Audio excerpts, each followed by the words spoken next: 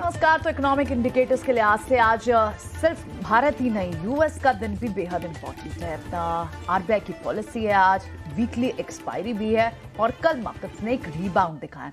क्या trade setup बनता है, सारी बातें एक एक करके लेंगे। Morning Dimpy, morning Ajay. Quickly global और डोमेस्टिक मार्केट्स भी डिस्कस करें उससे पहले एक बार दर्शकों को आज के 4 बड़े ट्रिगर्स बता देते हैं जिस पर उनका ट्रेड सेटअप बनाने के लिए नजर होनी चाहिए। पहला तो क्रेडिट पॉलिसी है। आज दरें बढ़ने की तो उम्मीद नहीं है, लेकिन रुख तो देखना होगा कि आरबीआई गवर्नर आगे के लिए रुख क्या देते हैं। वहीं पर आप अगर यूएस मार्केट्स को देखें और क्रेडिट पॉलिसी का बढ़िया बेहतरीन लाइनअप 9:45 से प्री पॉलिसी से भी और पॉलिसी के बाद भी बिल्कुल सटीक एनालिसिस के लिए आप इरेना स्वदेश के साथ बढ़ने रहे।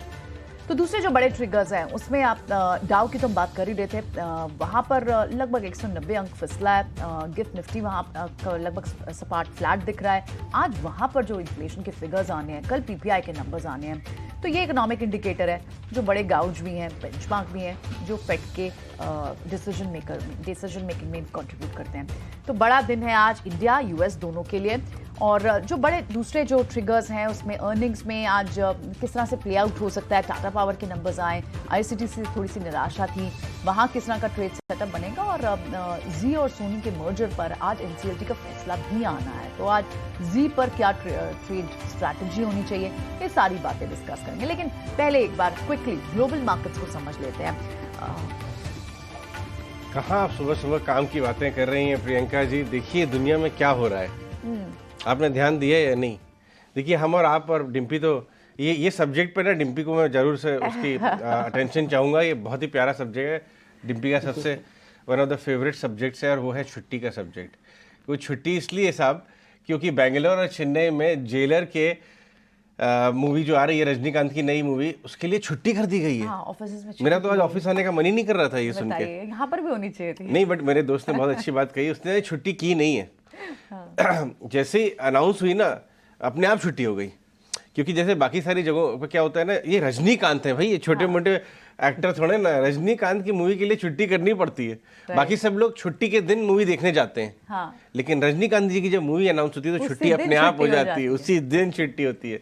लाइन वहीं से शुरू होती है जहाँ रजनीकांत जी खड़े होते हैं। तो यहाँ पे देखो दूध की से नहाया जा रहा है, उनको क्या क्या मतलब गजब गजब। यही नहीं डिम्पी, आप बुरा मत मानिएगा, सारा एक्शन साउथ में नहीं हो रहा है, एक्शन नॉर्थ में भी है। नहीं 2.5 किलो का हाथ वापस आ गया है, मैं बुरा बिल्कुल नहीं। और 1 लाख टिकटें ऑलरेडी बिक चुकी है गदर 2 की। सन्नी पाजी भी आ रहे हैं अब। यस, और हमारे इन हाउस सनी पाजी तो सन्नी पाजी भी आ रहे हैं। अगर आप देखें ना तो थोड़ी शक्ल मिलती है, झलक है, मतलब थोड़ी झलक है। क्योंकि उसका रीजन है, रिव्यू भी सुनना है। क्योंकि हमारे डिम्पी जी फगवाड़े के पगड़ी भी नहीं डाली हुई। डिम्पी जी आपका गांव कौन सा पड़ता था पंजाब में? फगवाड़ा। मेरा संगरूर डिस्ट्रिक्ट है जी, थोड़ा फगवाड़ा से दूर है बट डिस्ट्रिक्ट संगरूर है। झलक है, मुझे हमेशा से लगता था। देखिए थोड़ा अगर साइड से देखें आप तो थोड़ी सनी पाजी वाली झलक है। मैं देख रही हूँ, डिम्पी को वॉच कर रही हूँ ध्यान से। हाँ देखिए साइड से इधर से आपको दिख रहा होगा। तो भाई ऐसा है, वीकेंड की तैयारियां कर लीजिए। बाजार में ज्यादा परेशान होने की जरूरत नहीं है, ना यूएस मार्केट में ना इंडियन मार्केट में, वो अपनी चाल चलता रहेगा। लेकिन अपने वीकेंड का प्लान पहले बना लीजिए। थर्सडे आ चुका है और फ्राइडे की दस्तक है। खैर हम डिटेल में इसमें प्रशांत के साथ बात करेंगे बाद में, जो हमारे इन हाउस मूवी एक्सपर्ट है। वापस आते हैं, आपने यूएस की बात की, यूएस में सिर्फ एक ही बात देखने वाली है और वो है जून का डेटा। जून की महंगाई, जुलाई का डेटा तो ऑलरेडी 3% के करीब आया था। जुलाई का डेटा 3-3.25 के आसपास आ सकता है, थोड़ा बढ़ के आएगा। अगर बढ़ के आए तो क्या चिंता बढ़ेगी? हो सकता है, बिल्कुल बढ़ सकती है। लेकिन यूएस मार्केट ऑलरेडी मान के बैठा है कि 1-2 और हाइक्स आएंगी, तो बहुत ज्यादा अपसेट होगा। 400 पॉइंट डाउ घट जाएगा मुझे लगता नहीं है, क्योंकि ओवरऑल देखा जाए तो पहले ही चलने के बाद थोड़ा साइडवेज हो गया। तो आगे का डायरेक्शन जुलाई का जो डेटा आएगा इन्फ्लेशन उस पर होगा, और ओवरऑल देखा जाए तो नंबर्स अच्छे आए। इसके अलावा यूएस मार्केट में आपको देखने लायक कुछ भी नहीं है। हालांकि अगर आप वापस आए भारत में, अगर आप भारतीय डेटा की तरफ देखें तो मुझे लगता है कि आज की कमेंट्री बड़ी इंपॉर्टेंट रहेगी प्रियंका। आज की कमेंट्री तो बहुत इंपॉर्टेंट रहेगी। लेकिन डिम्पी एक बार ग्लोबल मार्केट्स को भी हम डिस्कस कर रहे थे कि डोमेस्टिक मार्केट्स में इनफैक्ट कल जिस तरह से एक रीबाउंड दिखा, आप फिर से 19,600 के ऊपर बंद हुए, मेटल्स वापस आते हुए दिखे, तो क्या ये जो 2-3 दिन का कंसोलिडेशन जैसा फेज था, थोड़ी सी ये बहुत अच्छी बात कर दिया है। कल की जो क्लोजिंग है ये एक्चुअली बुल्स के लिए बहुत इंपोर्टेंट करेगी, बुल्स को बहुत मजबूती देगी। कल एक बहुत प्यारी शॉर्ट कवरिंग आई है, और अगर आप इंटरडे चार्ट को देखेंगे, रेड्डी साहब ने लेके आ गए ऑलरेडी, बहुत अच्छी बात है। तो अगर आपको दिखाई देगा कि 6 घंटे की ट्रेडिंग में लास्ट 1 घंटे में शॉर्ट कवरिंग आई है वीकली एक्सपायरी के पहले, और बाजार वापस 19,600 के ऊपर बंद हुआ। आपको पिछले हफ्ते का लो याद है? 19,300 चले गए थे हम साहब, 20,000 वाला निफ्टी 19,300, 700 पॉइंट हम घट गए थे। लेकिन कल जो क्लॉबैक किया और रिबाउंड मारा है वो बहुत शानदार है। लास्ट आवर ट्रेड में 150 पॉइंट निफ्टी अपने लो पॉइंट से रिकवर होकर बंद हुआ। सिर्फ निफ्टी ही नहीं, बैंक निफ्टी भी देखिए, बहुत बढ़िया संकेत आया आपको बैंक निफ्टी से, 350-400 पॉइंट की वहां पर रिकवरी आई है। और ये देखिए ऑफ लोज बंद हुआ है ऑलमोस्ट 80 पॉइंट नीचे। लेकिन गेम सारा हो रहा है मिड कैप स्मॉल कैप में। वो हरे निशान में ही थे पूरे दिन, आधा पॉइंट, आधा परसेंट, करीब करीब 1%। और अगर आप इंटरडे देखें तो आपको स्मॉल कैप मिड कैप करीब करीब डेज हाई की तरफ बंद होते हुए नजर आए। ये देखिए डेज हाई की तरफ mid cap small cap all time high चल रहा है। तो मैं रोज रोज आपको नहीं बताऊंगा कि आज ऑल टाइम हाई किया। जब नई टेरिटरी में तो ऑब्वियसली रोज ऑल टाइम हाई करेगा। लेकिन ये जो शॉर्ट कवरिंग है ये बहुत अच्छी है। हुई कहाँ पे शॉर्ट कवरिंग? मेटल स्टॉक्स में शॉर्ट कवरिंग है, JSW स्टील जैसे। आपको IT स्टॉक्स हरे निशान में बंद हुए, रिलायंस नीचे से बहुत ज्यादा अच्छा रिकवर होकर बंद हुआ है। सेलेक्ट बैंक्स भी बहुत अच्छे रिकवर हुए हैं। ये शायद आपको बैंक निफ्टी में कैप्चर नहीं हो रहा है, क्योंकि बैंक निफ्टी में लार्ज प्राइवेट सेक्टर बैंक का जमावड़ा ज्यादा है। लेकिन PSU बैंक्स ऑफ लोज बंद हुए, बहुत सारे छोटे PSU बैंक्स ऑफ लोज बंद हुए, वहां पे एक्टिविटी गतिविधि ऑलरेडी शुरू हो गई थी। तो ये बात देखिए कि अर्निंग सीजन खत्म हो रहा है। केमिकल स्टॉक्स में कल बाइंग शुरू हो गई थी, SRF और गुजरात फ्लोरो हरे निशान में बंद हुए थे। आज PI इंडस्ट्रीज के बहुत सॉलिड नंबर आए हैं। हाँ। और आज भी आपको केमिकल स्टॉक्स में एक्शन रखना पड़ेगा। टाटा पावर के नंबर्स अच्छे हैं, तो अर्निंग सीजन खत्म हो रहा है। लेकिन जहां जहां पे अच्छे नंबर्स हैं वहां पे बाजार रिवॉर्ड कर रहा है। कल आपने देखा भारत फौज 8% बंद हुआ है ऊपर। लास्ट आवर ट्रेड में क्या हो गया उसके अंदर? वो 750-800 का लेवल क्रॉस ही नहीं करता था, क्योंकि उन्होंने मार्जिन की गाइडेंस अगले 3 क्वार्टर के लिए बढ़ाई। जहां बाजार को पसंद आई, ऐसी कमेंट्री छाप दिया कल लास्ट आवर ट्रेड में 980। ये 5 ईयर का मल्टी ईयर हाई है, 800 रुपये क्रॉस ही नहीं करता था। हम ही लोग यहाँ डिस्कस करते थे, टॉप आउट जाता था। तो कहाँ जहाँ कमेंट्री अच्छी है, रिजल्ट्स अच्छे हैं, वहाँ पे आप काम करिए, कोई दिक्कत नहीं है बाजार के अंदर। एटलीस्ट कल का जो कंप्लेक्शन दिखा, ये बुल्स को बहुत ज्यादा इंपोर्टेंट करेगा। और एक और इम्पोर्टेंट बात भी तो हुई, 8-9 सेशन के बाद FIs की बाइंग वापस देखी कल, चाहे छोटे ही हो। जी हाँ, उठ के मुंह में जीरा है। लेकिन ऐसा नहीं है कि वन साइड सेल ही कर रहे हैं। ये बात सही है, इससे भी मूड सुधरा है। एक और मैं आपको बात बताना चाहूंगा अपने व्यूअर्स को, क्यों मिड कैप स्मॉल कैप में इतना मजबूती कहां से आ रही है? वो आ रही है SIP डेटा। देखा आपने कल व्यूअर्स? 15,000 के ऊपर पहली बार।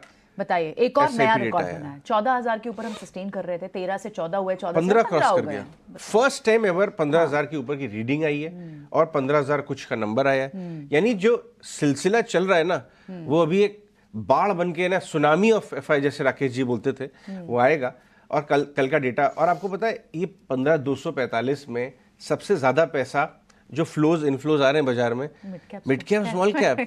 तो भाई साहब अगर फ्लोज आ रहे हैं, से आई थिंक 7th मंथ हो गया ये तो। मिड कैप स्मॉल कैप में फ्लोज आ रहे हैं तो अंडर परफॉर्मेंस का फर्क ही नहीं पड़ता है। Correct. इसलिए मैं कह रहा हूँ quality small cap mid cap, जहाँ पे नंबर्स अच्छे हैं, आगे की विजिबिलिटी दे रहा है मैनेजमेंट, वहां पे आप ज्यादा देर मत करिए, पोजीशन पहले बना लीजिए। बिल्कुल। तो ये है बाजार का हाल। लेकिन लेवल्स की बात और FNO डायरेक्शन की बात, कल आपने देखा FIs ने चौथे दिन अपना लॉन्ग शॉर्ट रेशो 45% पे बना के रखा है। इसको पॉजिटिव साइन लें कि नेगेटिव साइन लें, या आपको लगता है कि गुंजाइश है नीचे साइड की? फ्यूचर्स एंड ऑप्शंस का हाल डिम्पी बताएंगे। बताइए, निफ्टी से स्टार्ट करिए डिम्पी। हाँ, निफ्टी से शुरू करता हूँ अजय। आपने जो पहला क्वेश्चन उठाया कि 45% पे जस का तस है पिछले 4 दिनों में। अगर आप पिछले 4 दिनों में देखेंगे तो ना ही आपने फिर सपोर्ट भी ब्रेक किया, ना ही रेजिस्टेंस ब्रेक किया। अगर मैं कोरिलेशन भी बांधना चाहूं तो मार्केट के अंदर बड़े मूव के लिए FIs का आना या जाना बहुत जरूरी होता है। गए तो आप देखिए 20,000 से थोड़ा नीचे आए 19,300 तक, जब वो आए थे तो आप स्पीड से ऊपर आए। इसलिए FIs के रुख में जब तक कोई बड़ा चेंज नहीं होता, शायद रेजिस्टेंस को भी पार करना मुश्किल होगा। लेकिन फिर भी प्रोबेबिलिटी क्या है, क्या ऊपर जाने की ज्यादा है या फिर नीचे जाने की ज्यादा है? देखिए, लेवल्स के हिसाब से तो अभी कुछ कहना बड़ा मुश्किल है। लिक्विडिटी के हिसाब से कहा जा सकता है कि ऊपर जाएंगे, क्योंकि जो SIP का डाटा आप बता रहे हैं और ज्यादातर US मार्केट्स की नेगेटिविटी को हम इसी लेवल्स में, या फिर अपनी देसी नेगेटिविटी को भी हम इसी लेवल में डिस्काउंट कर रहे हैं। अब आते सीधा निफ्टी पे। देखिए कल निफ्टी के अंदर शॉर्ट्स कवर हुए हैं। शॉर्ट्स कवर होना अच्छी बात तो है, लेकिन बहुत अच्छी बात नहीं है। बहुत अच्छी बात के लिए आपको फ्रेश लॉन्ग चाहिए, यानी कि लोग डेलिबरेटली खरीदें। कल लोग खरीद नहीं रहे थे। कल जिन्होंने मंदी काटी हुई थी या मंदी ले रखी थी, एक्चुअली उनकी तरफ से कवरिंग आई है और एक कवरिंग फास्ट थी। लेकिन यही कवरिंग आपको बैंक निफ्टी में कल नहीं दिखी। वजह एमपीसी की बैठक थी। वजह इसलिए था क्योंकि एक तो पहले से ही वीक था और दूसरा उसके सामने इवेंट है, इसलिए उसको 24 घंटे के बाद रिएक्शन देना है, जो आज देगा। अगर आज आप निफ्टी और बैंक निफ्टी में से किसी को अच्छे क्लोजली वॉच करना चाहते हैं, देखना चाहेंगे और मोमेंटम मिलेगा, वो बैंक निफ्टी को मिलेगा। एक और पॉइंट, आज 10 बजे से पहले का मार्केट अलग है, 10 बजे के बाद का बाजार ऑल टुगेदर थोड़ा सा अलग हो सकता है। वो कमेंट्री पे ज्यादा रिएक्ट करेगा, खासकर बैंकिंग स्टॉक्स करेंगे। एक पॉइंट मैं और नोटिस कर रहा हूं, प्रीमियम अभी भी है बाजार में। प्रीमियम का मतलब मैं हिंदी में बोलूं तो इच्छा शक्ति। मार्केट में इच्छा शक्ति तेजी के लेकर अभी भी है। निफ्टी का प्रीमियम 60 पॉइंट और बैंक निफ्टी का प्रीमियम करीब 100 पॉइंट से ऊपर है। एक और चीज, जो भी हो रहा है मार्केट में, अगर एफआईज छोटे ही नंबर्स के साथ आ रहे हैं तो बाजार के अंदर शॉर्ट कवरिंग या फिर राइटिंग जो भी हो रही है वो भी छोटी हो रही है। तो इसलिए इसकी इंपॉर्टेंस मेरे लिए अभी बहुत ज्यादा नहीं है। जब तक मैं एक रेजिस्टेंस की रेंज पार नहीं करूंगा, जिसको हम 650 से 800 कहते हैं निफ्टी के अंदर, और सेम विद बैंक निफ्टी, जब तक मैं 45,200 पार नहीं करूंगा, मेरे लिए चर्निंग का रेंज बरकरार रहेगा। आप ऊपर नीचे हो सकते हैं। आपको अगर खेलना आता है तो बहुत अच्छी बात है, नहीं आता है तो स्टॉक्स में काम कीजिए, वो ज्यादा बेहतर होगा। ठीक है, तो स्टॉक्स भी समझेंगे आपसे। डिम्पी बताएं आज के दो स्टॉक्स जहां कौन तक से होंगे? स्टॉक्स की बात है, 2 शेयर हमने निकाले हैं, उसमें एक टाटा स्टील को आप ध्यान रख सकते हैं। पहला शेयर तो होगा। अबे अजय भी आपको बता रहे थे कि 2 दिन से मेटल्स के अंदर अच्छी बाइंग हुई है। देखिए आज ना इवेंट का दिन है। आज टिपिकली बैंकिंग को तो सूझबूझ के साथ लेना है, लेकिन जो नॉन एमपीसी वाला ज्यादा इंपैक्ट जहां पे नहीं पड़ेगा, वो शेयर थोड़े एग्रेसिवली आगे आ सकते हैं और वो लीडरशिप दे सकते हैं। मेटल उसमें से एक है। टाटा स्टील का चार्ट हमने आपके लिए ड्रॉ किया है। एक स्ट्रांग बेस बना हुआ है, अपर एंड को पार कर रहा है, 200 दिन का मल्टीपल सपोर्ट है। मेटल अपने आप में एक बजिंग है, फ्रेश लॉन्ग पोजीशंस है, तो इसलिए टाटा स्टील पे ध्यान रखिएगा। कल का अगर आप इंट्राडे मूव भी देखेंगे, जैसे अजय आपको दिखा रहे थे निफ्टी और बैंक निफ्टी का, उसमें मेटल्स के सारे बड़े शेयर्स बकायदा डेज हाई पे क्लोज करके गए हैं। उसमें हमने छांट के ये टाटा स्टील को रखा है। दूसरा शेयर, अगर आप थोड़ा स्लो मूवर देखना चाहते हैं या फिर ऐसा चाहते हैं कि मेरे को सेफ्टी का लेवल बढ़ा दो और मेरे लिए ग्रोथ भी आए, वो शेयर मिलेगा आपको विप्रो के अंदर। देखिए विप्रो आईटी का शेयर है। आईटी थोड़ा लेगार्ड है पिछले 2-4 दिन से, लेकिन होता क्या है, चर्निंग होती है तो वो आईटी के दिन भी आ सकते हैं वापस से, जैसे मेटल्स के 2 दिन में दिन आ गए हैं। तो इसलिए मेरे को लग रहा है कि विप्रो एक सेफ एंड सिक्योर काउंटर है। चार्ट से आपको क्लियर होगा कि स्ट्रांग बेस है, ब्रेकआउट कैंडिडेट है, 200 दिनों की एवरेज है। बाजार की गिरावट में ये इकलौता ऐसा शेयर है आईटी का जिसने पार्टिसिपेट ही नहीं किया, और कल का भी डेज हाई की क्लोजिंग है। तो इसलिए मेरे को ऐसा लगता है कि विप्रो भी आपके लिए एक काम का ट्रेड हो सकता है। विप्रो और टाटा स्टील दोनों शेयर्स आपकी लिस्ट में आज होंगे, दोनों बाय के हैं। अंदर चलिए आगे बढ़ते हैं और अपने पैनलिस्ट को भी शामिल करते हैं अपनी बातचीत में। किरण जानी, कुश बोरा और जय पटेल हमारे साथ आ चुके हैं, और क्योंकि आज कुछ सुबह सुबह जल्दी उठ के हमारे साथ शो के साथ आए, तो शुरुआत हम उनके साथ करेंगे। Good morning gentleman. शुरुआत कुछ के साथ बताइए, क्या लेवल्स दिख रहे हैं और आपके टॉप स्टॉक्स क्या हैं? जी हाँ Ajay, very good morning to you. सारे पैनलिस्ट और सारे दर्शकों को भी वेरी गुड मॉर्निंग। आप बुलाए और हम ना आए, कैसे हो सकता है आप बताइए, राइट? तो आपने बुलाया और लीजिए हम आ गए। So it's good to be on the show so early, and I think I am going to be around for some time today. तो आज के जो लेवल्स हैं ये मैं बिल्कुल शेयर करूंगा, बट इसके पहले मैं डिम्पी से कुछ जानना चाहता हूँ। डिम्पी, कल का हमारा ऑप्शंस का चैंपियन का कॉल आपको कैसा लगा, जो हमने ऑन स्क्रीन लाइव रिवाइज किया था? बिकॉज हमारे टारगेट्स अचीव हो गए थे, तो हमारे रिवाइज्ड कॉल के भी 130 और 160 के जो टारगेट्स थे वो भी अचीव हुए। तो इस पे मैं डिम्पी से जरूर एक वर्ड चाहूंगा। जहां तक लेवल्स की बात है, हाँ जी, डिम्पी से आप छोले भटूरे नहीं, वो मंगवाइए यार, बहुत अभी ही तो जोमेटो बहुत शानदार था कुछ सिटी में भेज और देता है। मैं तो ये बोलूंगा, नहीं नहीं, मैं तो ये एक बोलूंगा कुछ, आपका कॉल बहुत ही शानदार था और मैं थोड़ा सा इस मामले में थोड़ा अनलकी हूं कि मैंने आपसे जल्दी कॉल नहीं लिया। अगर मैं 10 मिनट पहले ले लेता तो शायद पैसों का लेवल और बढ़ जाता। तो ये कल थोड़ा सा पॉइंट छूट गया, कल रफ्तार इतनी थी और आपका भी अच्छा एनालिसिस था, बहुत ही शानदार। थैंक यू वेरी मच ऐसी कॉल्स देने के लिए। Thank you so much Dimpy for highlighting and recognising this. अगर हम बिल्कुल सही कह रहे हैं, थोड़ा जल्दी लेते तो शायद प्रैक्टिकली डबल हो गया था। 70 से लेके 160 तक मूव हुआ था वो, सो बहुत ही शानदार मूव आया था। बट अगर हम आज के लिए लेवल्स की बात करें तो ये बहुत ही एक इंटरेस्टिंग सेटअप यहाँ पे नजर आ रहा है। 9500 का जो सपोर्ट है ये तो हमें पक्का होता हुआ नजर आ गया। कल का जो हमने मूव देखा उसमें ये क्लियर हो गया कि 19500 का जो सपोर्ट है ये एक तरह से पक्का हो गया। अब कॉल बेस अगर मैं देखूं तो 19600 से शिफ्ट होके 19800 पे पहुंच गया है।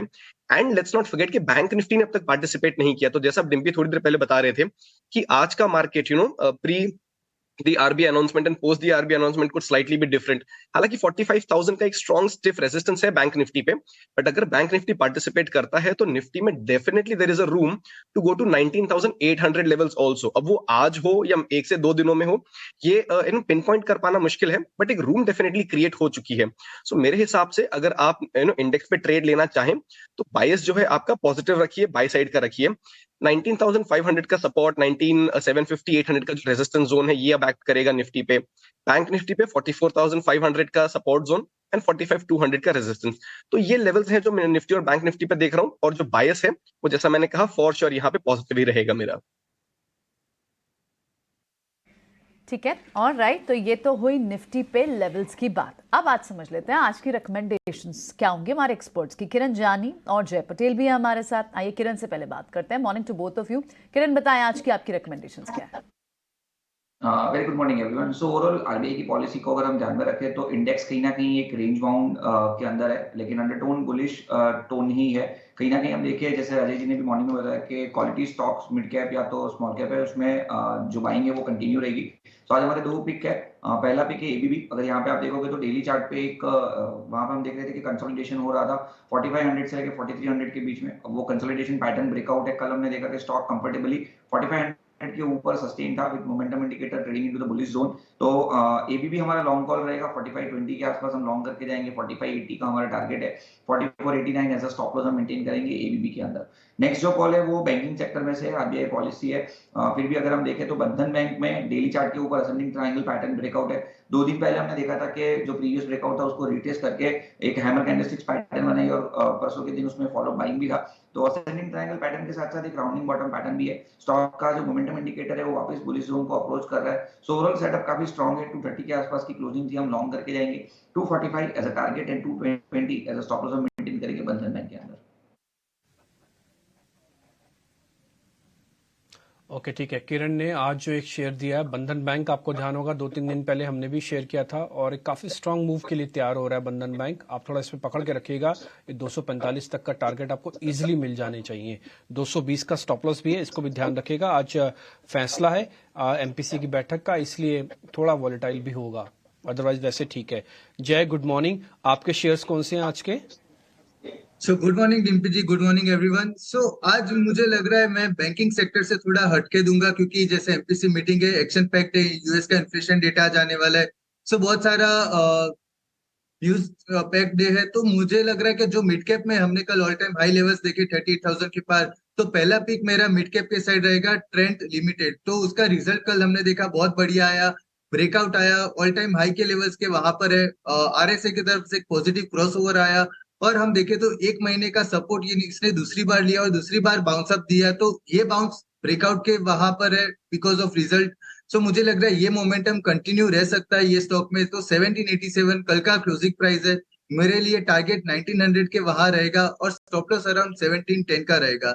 सो पहला पीक है ट्रेंट लिमिटेड के लिए, और दूसरा स्मॉल कैप के साइड आईएक्स का रहेगा, इंडियन एनर्जी एक्सचेंज। वहां पर हमने देखा जो ट्रेंड बन रहा था तो वो सपोर्ट के लेवल से ऊपर आने का ट्राई कर रहा है। अच्छा रिबाउंड दिख सकता है ये स्टॉक में।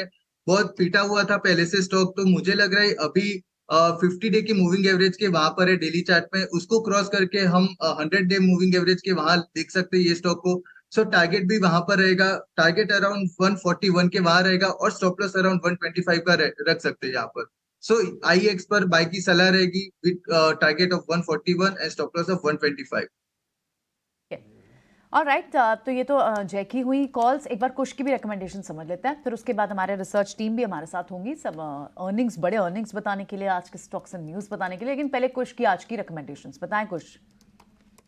अपने गति के दो कॉल्स हैं। पहली है अपार इंडस्ट्रीज। ये स्टॉक एक अच्छे खासे अप ट्रेंड में है। हल्का सा जो डिप आया 20 डे मूविंग एवरेज पे ही थम गया और वहां से एक रिबाउंड शुरू हुआ है। कल स्टॉक ने एक नया रीसेंट हाई बनाया है। यहाँ पे आप देखें तो 4000 के लेवल्स के करीब स्टॉक जा रहा है। हमें लग रहा है ये वाला जो अब रैली शुरू हो रहा है, यहाँ पे आप 4000 प्लस के लेवल्स बड़े इजीली देख सकते हैं। तो 4050 4120 के टारगेट्स के लिए इसे बाय करें। 3900 पे अपना स्टॉप लॉस बना के चले। एक सिमिलर स्टोरी BHEL में भी है।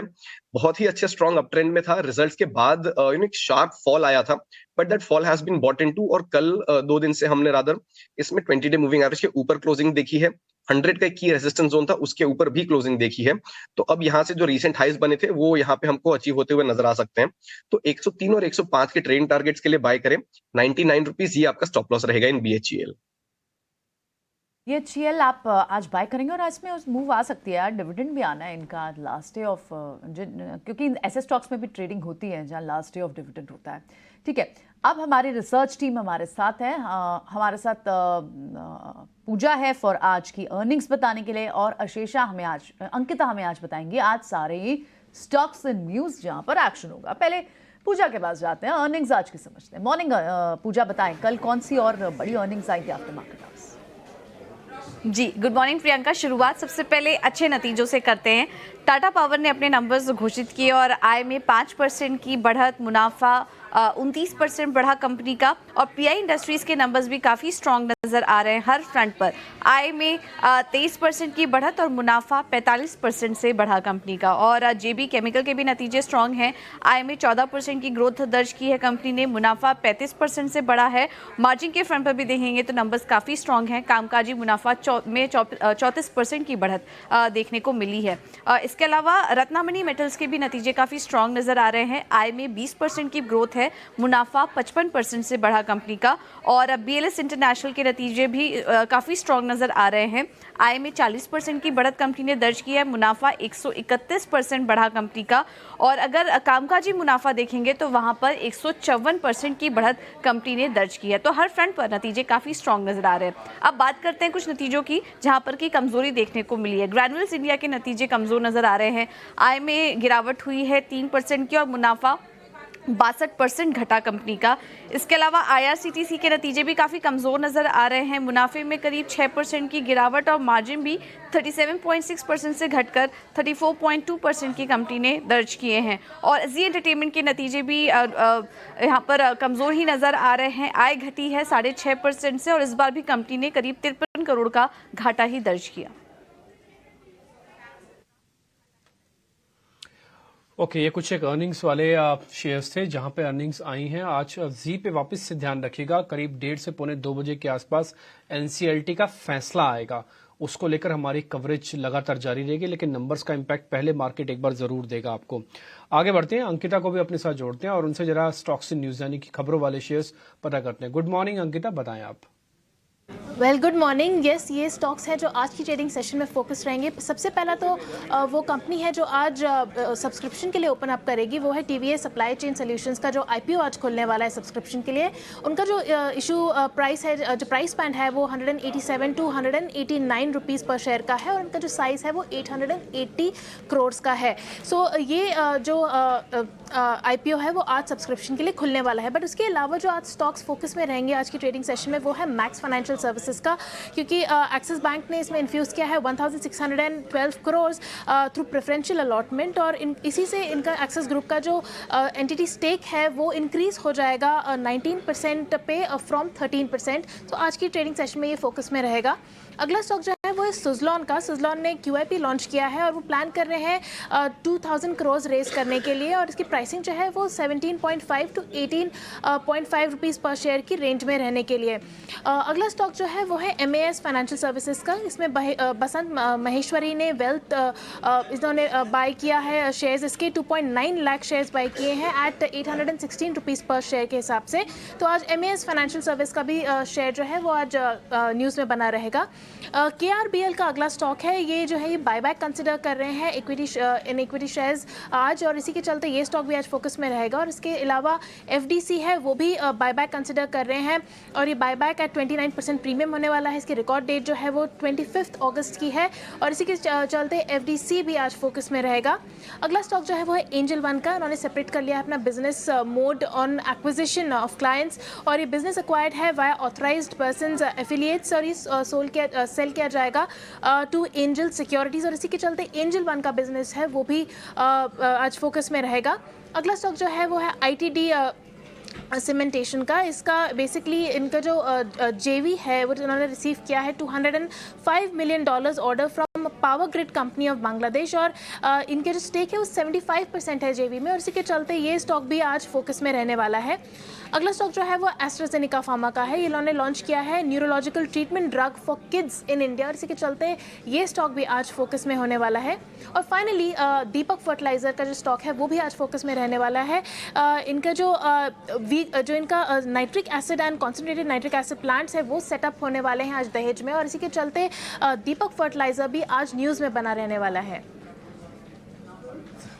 बहुत बहुत शुक्रिया अंकिता, ये सारे स्टॉक्स हमारे साथ शेयर करने के लिए। आगे बढ़ते हैं, कुछ स्टॉक्स इसमें से चुनते हैं और आपको उसके बारे में बताते हैं, पॉसिबल ट्रेड या फिर इन्वेस्टमेंट व्यू।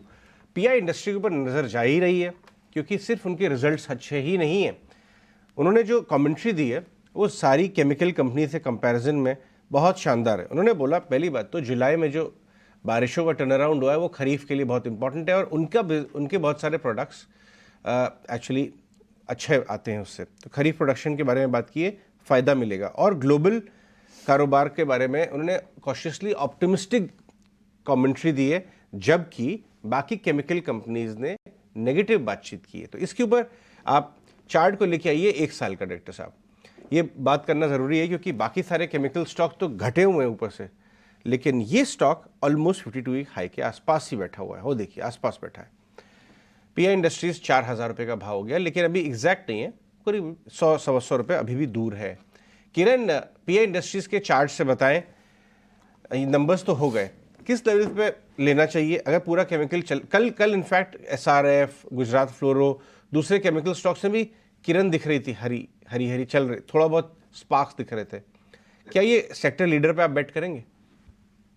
सो ओवरऑल अगर मैं पूरे केमिकल सेक्टर की बात करूं उससे पहले हम PI इंडस्ट्री की बात करते हैं। PI इंडस्ट्री में 4,000 प्लस के टॉप बनाए थे, वहां से हमने देखा कि ऑलमोस्ट 14-15% का करेक्शन आया और कहीं ना कहीं उनकी जो 100 डेज मूविंग एवरेज थी उसके आसपास बॉटम बनाया। अब लास्ट आप देखोगे 10 एक दिन से स्टॉक प्राइस 3500 से स्लोली एंड ग्रेजुअली 3800 के आसपास ट्रेड करे, 3900 इनफैक्ट। सो इंट्राडे के ऊपर क्लियर कट एक राउंडिंग बॉटम पैटर्न है। डेली चार्ट के ऊपर भी हम देखेंगे तो 20 days and 50 days moving average के ऊपर ट्रेड कर रहा है, तो डेफिनेटली ये एक आउट परफॉर्मर कैंडिडेट है। यहाँ पे हमें लॉन्ग करके जाना चाहिए, कोई भी डिप आता है तो भी आप लॉन्ग कीजिए। 3750 का एक पोजिशनल स्टॉप लॉस मेंटेन कीजिए और जिस तरह के चार्ट पैटर्न है वापस इसके ऑल टाइम हाई जो 4000 प्लस है वहां पे हम जा सकते हैं। लेकिन इसी सेक्टर के अंदर अगर हमें जो कोई स्टॉक पसंद आ रहा है तो वो है SRF है। SRF में आप प्राइस वाइज करेक्शन और टाइम वाइज करेक्शन देखोगे तो काफी लंबा आ चुका है। ओवरऑल अगर आप देखोगे तो सितंबर 22 में इसने अपना ऑल टाइम हाई 2800 के आसपास बनाया था, उसके बाद रिसेंटली उसने बॉटम बनाया है कहीं ना कहीं 2000 का। तो हम देखिए तो ऑलमोस्ट 28-30% का करेक्शन आ चुका है।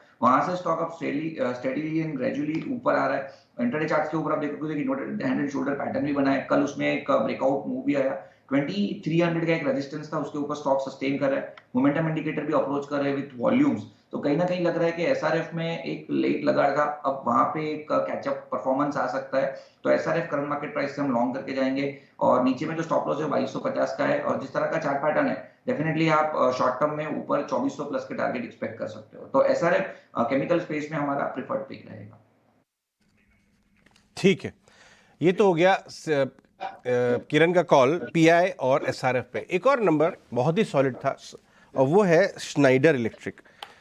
लेकिन ये स्नाइडर इलेक्ट्रिक का चार्ट काफ़ी टाइम से साइडवेज चला गया था, स्टॉक नंबर्स की वजह से वापस आ सकता है और ये कैपिटल गुड्स वाली स्पेस में बहुत ही बेहतरीन मार्जिन एक्सपेंशन, प्रॉफिट बढ़ा है, मार्जिन एक्सपैंड हुआ है, 52 वीक हाई के करीब बैठा हुआ है। हालांकि एक छोटी रेंज में है लेकिन मजबूती आपको पूरी दिख रही है स्नाइडर इलेक्ट्रिक के चार्ट में भी। जय, आप बताइए स्नाइडर में क्या ट्रेड बन रहा है? स्नाइडर काफी रेंज बाउंड लग रहा है, काफी टाइट रेंज में घूम रहा है पिछले कई दिनों से। इवन बात करें तो इवन 1-2 वीक से काफी टाइट रेंज में घूम रहा है। तो मुझे थोड़ा अभी वेट करने की जरूरत लग रही है, क्योंकि जब तक एक ब्रेकआउट नहीं दिख सकता अच्छा खासा, तब तक मुझे यहाँ पर कोई ट्रेड नहीं दिख रहा। 294 के ऊपर एक ब्रेकआउट आए, फिर उसके बाद हम फ्रेश खरीदारी कर सकते हैं, जो अराउंड 306 307 तक ले जा सकता है। बट तब तक मुझे लग रहा है वहां पर हमें वेट करना चाहिए, क्योंकि एकदम टाइट रेंज में 21 डे मूविंग एवरेज भी उसके वही अराउंड 282 के वहां पर है, तो वो भी ब्रेक कर सकता है निचली साइड में, तो वापिस एक डाउनफॉल देख सकते हैं। तो ये रेंज 282 से 291 की एक ब्रेक करे, तब उसके बाद हम फ्रेश खरीदारी या फ्रेश बिकवाली के लिए ये राय दे सकते हैं। तो अभी मुझे लग रहा है वेट लिस्ट में रखना चाहिए या साइड में बैठ के देखना चाहिए। नंबर कौन सा? हाँ जी। खैर इस बीच थोड़ी देर पहले जैसे हम आपको जिक्र भी कर रहे थे कि जी के नंबर्स के बाद जी के लिए आज एक अहम दिन भी है, क्योंकि जी एंटरटेनमेंट पे आज एनसीएलटी का फैसला आएगा। सुनवाई हो चुकी है, फैसला आएगा। इसकी सारी डिटेल्स बताने के लिए मेरे सहयोगी अंकुर मिश्रा इस बीच मेरे साथ जुड़ रहे हैं। एनसीएलटी के फैसले में क्या आ सकता है उसकी डिटेलिंग बताने के लिए। अंकुर बताएं आप। जी हाँ, एनसीएलटी फाइनली जी सोनी मर्जर पर अपना जो ऑर्डर है वो प्रोनाउंस करेगा, और इस ऑर्डर की काफी महत्वता है, बिकॉज आप देखेंगे कि पास्ट में जी के जो काउंसिल है उन्होंने जाकर कोर्ट में बोला था कि ये जो मर्जर है वो पूरा होना चाहिए, और जो प्रपोज सीईओ है पुनीत गोयनका वो रहे कंपनी में या ना रहे, क्योंकि ये जो मर्जर है कंपनी का मानना यही है उससे शेयर होल्डर्स को बहुत सारा लाभ मिलने वाला है और क्रेडिटर्स को पैसे मिलने वाले हैं, तो इसलिए बहुत जरूरी है ये मर्जर गो थ्रू हो। लेकिन कुछ ऐसे क्रेडिटर थे जिन्होंने एनसीएलटी में आरोप लगाए थे कि उनके ड्यूज पूरे नहीं हुए, जैसे कि जेसी फ्लावर्स, जैसे कि एक्सिस फाइनेंस। लेकिन यहां पर कंपनी का यही कहना था, जो कोर्ट में बयान दिए गए हैं उसके मुताबिक, कि वो क्रेडिटर्स भी नहीं हैं, इसीलिए ये जो मर्जर है वो स्टॉप नहीं होना चाहिए। साथ ही साथ सेबी का जो इंटरिम ऑर्डर है उसकी वजह से पुनीत गोयनका कंपनी के जो सीईओ थे पहले, वो डे टू डे ऑपरेशन में अपना हाथ नहीं बटा सकते हैं, क्योंकि यहां पर किसी भी लिस्टेड कंपनी में सुभाष चंद्रा और पुनीत गोयनका के रहने पे मनाही है। जो इंटरिम ऑर्डर है सेबी का, फाइनल ऑर्डर अभी सेबी का पास होना बाकी है, क्योंकि पुनीत गोयनका और सुभाष चंद्रा की सुनवाई होनी है सेबी में, और सेबी चेयरपर्सन खुद ही इस मामले को आगे सुन सकती हैं, ऐसा ईटीना स्वदेश ने आपको पहले ही बताया था। अब ये सारा जो मामला है वो फिलहाल एनसीएलटी के अप्रूवल पे अटका था कि आखिर जी सोनी का मर्जर आगे बढ़ता है कि नहीं। तो अब ये बड़ा इंटरेस्टिंग होगा कि एनसीएलटी से किस तरीके का ऑर्डर आता है, और साथ ही साथ बाद में सिक्योरिटीज अपीलेट ट्रिब्यूनल जो कि सेबी के ऑर्डर पर सुनवाई कर रहा है, वहां पर भी क्या नतीजा निकल के आता है वो भी देखने वाली बात होगी। लेकिन फिलहाल एनसीएलटी आज अपना फैसला सुनाने वाला है। ठीक है, एनसीएलटी आज अपना फैसला सुना देगा। लेकिन एक चीज मैं कॉमन मैन की तरह अगर देखूं तो मेरे को ऐसा लगता है कि जी वाला जो जी सोनी का मर्जर है वो एक अलग चीज है, और सुभाष जी और गोयनका, पुनीत गोयनका, उनका जो मैटर चल रहा है सेबी के साथ में, वो थोड़ा सा डी अटैच लग रहा है जी एंटरटेनमेंट के साथ, क्योंकि उनकी प्रॉब्लम्स कम नहीं हो रही है, बट जी लगातार अच्छे से चल रहा है। ये शेयर 180 से चलने के बाद आज 242 पे आ चुका है। कुछ मेरे को यही पता करना है, आपको इसमें कोई साइन ऑफ अ फटीक या थकावट के, कोई रेजिस्टेंस के तो नहीं दिख रहे? एक और पॉइंट, इसकी ना आज की रेंज बता दीजिएगा। थोड़ा बहुत वॉलिटिलिटी होगी, रेंज भी बता दीजिए, आज का लोअर लेवल और आज का हाईएस्ट लेवल। बिल्कुल, तो इसमें देखें तो 45 से 250 का जो जोन है ये एक्चुअली इसके लिए रेजिस्टेंस जोन है नियर टर्म, एंड अगर मैं थोड़ा सा हिस्ट्री में पीछे चला जाऊं तब भी यही 245 से 250 का जो लेवल है इसके आसपास स्टॉक ने थोड़ी मशक्कत की थी, टाइम स्पेंड किया था, और रीसेंट हाई भी अगर आप देखेंगे पिछले हफ्ते का तो उसी लेवल के आसपास बना है। तो अपसाइड पे आप 245 टू 250 की जो जोन है इसको एक आप रेजिस्टेंस बैंड मान के चले, इसके ऊपर निकलता है तो मोमेंटम आप में आपको इसमें बढ़ता हुआ नजर आएगा। एंड डाउन साइड में तो बहुत ही क्लियर लेवल है विच इज 230, जैसे कहते हैं पिन पॉइंट, जैसे प्रशांत हमारे फ्रेंड कहते हैं कि पिन पॉइंट लेवल है, यहीं पे इसका 20 डे मूविंग एवरेज भी है, कल का आप लो देखें तो भी वहीं बना है। तो ये एक डाउन साइड पे सपोर्ट जोन है जहां से स्टॉक ने रिबाउंड किया है। तो 230 से 250 की ब्रॉड रेंज है, ठीक रेंज के बीच में ही है, slightly on the higher side. तो मैं कहूंगा कि अगर आपको इसमें ट्रेड लेना हो तो रेंज ब्रेकआउट हो ऑन आइदर साइड, उसके बाद ले तो बेहतर रहेगा। ये तो जी एंटरटेनमेंट पर व्यू हुआ। हमारे साथ इस वक्त फंडामेंटल नजरिया देने के लिए मयूरेश जोशी भी हैं। मयूरेश, मॉर्निंग आपके पास आते हैं, लेकिन कुछ रिपोर्ट्स भी हैं। इनफैक्ट ममाक्षी के पास जी पर भी रिपोर्ट है, गोल्डमैन सैक्स की रिपोर्ट आई हैं, CLSA की रिपोर्ट्स आई हैं। ममाक्षी, कौन कौन सी रिपोर्ट्स बता रही हैं आप? जी बिल्कुल, शुरुआत करते हैं हम ट्रेंड के साथ। कल ही हमने देखा था कंपनी की तरफ से अच्छे नतीजे आए थे। आइए जानते हैं ब्रोकरेजेस का क्या कहना है। लार्जली हाईलाइट कर रहे हैं कि अनुमान से मजबूत कंपनी ने नंबर्स रिपोर्ट किए हैं। जो अच्छी ग्रोथ नज़र आई है वो सस्टेन होती हुई नज़र आ रही है और इनफैक्ट फ्रेंचाइज एक्सपेंशन के जो बेनिफिट्स हैं वो अब नज़र आ रहे हैं। नुवामा की टॉपिक है, तो ओवरऑल नुवामा की तरफ से खरीदारी की राय ज़रूर आ रही है। मॉर्गन स्टैनली की तरफ से इक्वल वेट की राय आ रही है, मगर इन दोनों ही ब्रोकरेज हाउसेज ने अपने टारगेट प्राइस को बढ़ाया है। इसके अलावा एवेन्यू सुपरमार्ट्स पर भी नज़र रखिएगा। गोल्डमैन सैक्स का कहना है कि फार्मेसी सेगमेंट का जो एडिशन कंपनी ने किया है उसका ज़्यादा इम्पैक्ट नहीं एक्सपेक्ट कर रहे हैं वो। काफ़ी बढ़िया कंपटीशन है, काफ़ी तगड़ा कंपटीशन है ऑर्गेनाइज्ड फार्मेसी रिटेलिंग में, और इसी के चलते गोल्डमैन सैक्स की तरफ से एवेन्यू सुपरमार्ट्स पर बिकवाली की राय आ रही है, टारगेट प्राइस 3500 के साथ। ऑयल इंडिया अगला स्टॉक हमारे रेडार पर रहेगा। ब्रोकरेजेस हाईलाइट कर रहे हैं कि पहले तिमाही के नतीजे अनुमान से मजबूत कंपनी ने रिपोर्ट किए हैं। SOE रिफॉर्म्स भी है, ऑयल प्रोडक्शन बढ़ रहा है कंपनी के लिए, मगर गैस प्रोडक्शन में थोड़े से हिकअप्स नजर आ रहे हैं। प्रोडक्शन ग्रोथ आगे के लिए हालांकि कंपनी ने इंटैक्ट रखी है और डिविडेंड यील्ड्स काफ़ी आकर्षक नजर आ रहे हैं वैल्यूएशंस के साथ। तो ऑल इन ऑल अगर हम देखें, मॉर्गन स्टैनली ने ओवरवेट की राय दी है और CLSA की तरफ से खरीदारी की राय आ रही है। इसके अलावा जी भी हमारे रेडार पर रहेगा। गोल्डमैन सैक्स की तरफ से रिपोर्ट आ रही है और ये हाईलाइट कर रहे हैं कि EBITDA जो कंपनी ने रिपोर्ट किया है वो अनुमान से कमज़ोर रिपोर्ट किया है। मीडियम टर्म आउटलुक्स थोड़ा सबड्यूड नजर आ रहे हैं, मगर सोनी मर्जर से थोड़ा सा अपसाइड रिस्क नजर आ सकता है। मार्केट शेयर इंप्रूवमेंट के चलते री रेटिंग ट्रिगर भी एक बन सकता है, और इसी के चलते गोल्डमैन सैक्स ने जी पर न्यूट्रल की राय को बरकरार रखा है। टारगेट प्राइस दिया है 195 रुपीज़ प्रति शेयर का। इसके अलावा आखिर में हम फोकस करेंगे जोमैटो पर। बैंक ऑफ अमेरिका का कहना है कि मोमेंटम अभी भी जारी है। प्लेटफॉर्म फी, वर्ल्ड कप और स्विफ्टी IPO री रेटिंग कुछ ट्रिगर्स है ये स्टॉक के लिए, और ओवरऑल बैंक ऑफ अमेरिका की तरफ से खरीदारी की राय आ रही है, टारगेट प्राइस 110 के साथ। ऑलराइट, ठीक है। तो ये तो हुई कई सारी ब्रोकिंग हाउस की रिपोर्ट्स। तो शुक्रिया ममाक्षी, ये सारी अभी डिस्कस भी करते हैं कि करके जहाँ पॉसिबल ट्रेड्स हैं उसे भी ढूंढेंगे। मयूरेश भी है हमारे साथ। मयूरेश, आपके पास भी आए, लेकिन एक बार पहले RBI पॉलिसी पर आज एक कंसेंसस बन के आ रहा है। लग तो यही रहा है कि स्टेटस क्यों होगा, लेकिन हमारे तक अंकुर ने भी कुछ खास रिसर्च बनाई है हमारे लिए। अंकुर से एक बार समझ लेते हैं। जी हाँ, इस अंदाज़ा लगाने के लिए कि क्या मॉनेटरी पॉलिसी कमेटी की बैठक में हो सकता है, इसके लिए हमने एक्सपर्ट्स की एक पोल की है, और यहाँ पर सभी एक्सपर्ट्स यानी कि सभी रिस्पोंडेंट्स का मानना है कि इस बार रेपो रेट में कोई बदलाव होने वाला नहीं है, यानी कि आप देख सकते हैं कि शायद इस बार रेपो रेट अनचेंज रहे। इसके अलावा दूसरा ऑब्वियस क्वेश्चन रहता है कि क्या स्टांस में कोई बदलाव होगा, तो इस पर भी हमारे जो रिस्पोंडेंट्स हैं उनका कहना है कि विड्रॉल ऑफ एकोमोडेशन जो मॉनेटरी पॉलिसी कमेटी ने मेंटेन किया है वो इस बार भी कायम रहेगा। और साथ ही साथ इसके अलावा एक और क्वेश्चन बनता है कि क्या अभी तो RBI पॉज ले रहा है, लेकिन आगे जाके संभावना है कि रेट कट हो, तो इस पर भी हमने एक्सपर्ट्स की राय लेने की कोशिश की, और यहाँ जो हमें जवाब मिला वो काफ़ी इंटरेस्टिंग है।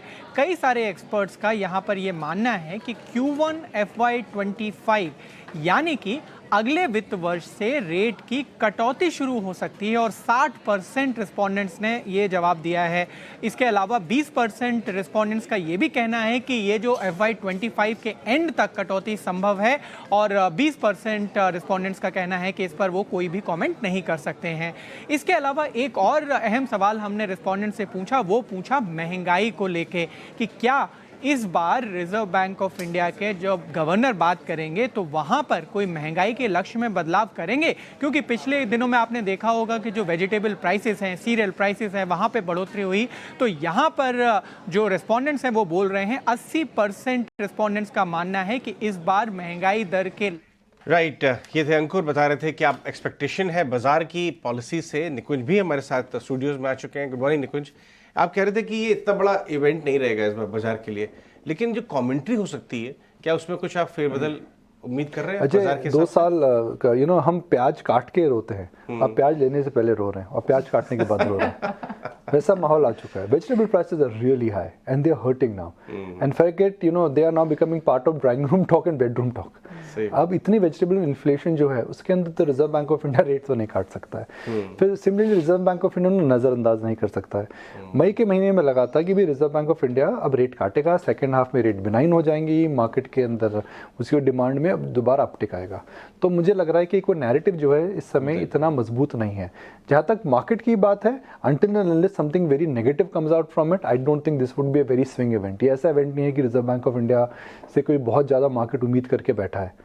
तो ये एक 150-200 पॉइंट निफ्टी स्विंग इवेंट हो सकता है. मार्केट की कमेंट्री बहुत ज़्यादा रहेगी, मगर रिजर्व बैंक ऑफ इंडिया अगर आके ये बोलता है कि भाई वेजिटेबल प्राइसेस को लेकर के उनको क्लैरिटी है, स्विंग फैक्टर नीचे आएगा और वो एकदम कॉन्फिडेंट है कि इन्फ्लेशन टॉप आउट हो चुकी है जो उन्होंने कहा था, क्या वो नैरेटिव बदलेगा? ये नैरेटिव इंपॉर्टेंट है बिकॉज सरकार इमरजेंसी मेजर्स ले रही है. गेहूं बेचा जा रहा है, चावल बेचा जा रहा है, इंपोर्ट रिस्ट्रिक्शंस हट रहे हैं. These are not extraordinary spikes in inflation. मैं जैसे बोला, टमाटर चटनी में टमाटर गायब है और कांदा भजिया के अंदर प्याज गायब है. इस तरह का माहौल आ गया. 300 रुपये किलो जो 25-50 रुपये किलो बिकता हो चीज़ उसको 300 रुपये किलो हो गई, तो फर्क तो पड़ा ही है. करेक्ट. लेकिन निकुंज, जैसे हम स्टार्ट से भी बात कर रहे थे, अगस्त वॉलेटाइल हो सकता है. ये जो कुछ दिन हमने देखे हैं जहाँ पर थोड़ी वीकनेस, कंसोलिडेशन, क्या ये जो कल का रीबाउंड आया है और चाहे भले ही एफआईज का छोटा सा क्वांटम आया हो बाइंग का, कहीं ना कहीं जो उनकी लूजिंग स्ट्रीक थी 7-8 दिन की, वो वहाँ से अब क्या ट्रेंड रिवर्स होगा? थोड़ा जो वॉलेटाइल अब मूव्स अगस्त में रहनी थी, क्या आप थोड़ी बाइंग साइड भी दिख रही है? कैसे ट्रेडर्स अप्रोच करें इस वक्त मार्केट्स को? प्रियंका, देखिए इस समय जो मैक्रो इन्वेस्टर्स हैं, जो मैक्रो ट्रेडर्स हैं, जो मैक्रो देख करके ट्रेड कर रहे हैं, उनके हिसाब से इस समय मार्केट मंदी में रहेगा. जो मोमेंटम ट्रेडर्स हैं वह इस समय सिलेक्टिव हो चुके हैं. जो एचएनआई इन्वेस्टर्स हैं इस समय वो आईपीओ या प्री आईपीओ फिर एसएमईज में ज़्यादा इन्वेस्ट कर रहे हैं. और जो रिटेल इन्वेस्टर है वो मेरे हिसाब से अपनी क्वांटिटी कम कर रहा है. तो मार्केट के अंदर जो हम मोमेंटम देख रहे थे, मोमेंटम के अंदर थोड़ी दिशा तो बदली है. जहाँ तक एफआई को लेकर के ट्रेंड की बात है, मेरा मानना है प्रियंका कि एफआई का जो ट्रेंड है 2022 में सेलिंग का था. कुछ फेजेस आते थे जहाँ वो बायर थे, मगर लार्जर ट्रेंड सेलिंग का था. 2023 एंड बियॉन्ड मुझे लगता है बाइंग का ट्रेंड है. उसके अंदर कुछ खराब दिन आएंगे, कुछ पैचेस आएंगे जहाँ पर एफआई ज़्यादा बिकवाली करे, मगर as a broader trend for 2023 I think FI should be net buyers. I think the trend is very clear. China से पैसा निकल के इंडिया वापस आ रहा है, आने लगा है, आता रहेगा. उसके अंदर हो सकता है अगस्त का महीना खराब हो या सितंबर का महीना खराब हो, वो ट्रेंड के अंदर एक छोटा सा काउंटर ट्रेंड जिससे हम बोलते हैं आता है. मगर जो सेक्युलर ट्रेंड है कि एफआई इंडिया आ रहा है और आता रहेगा.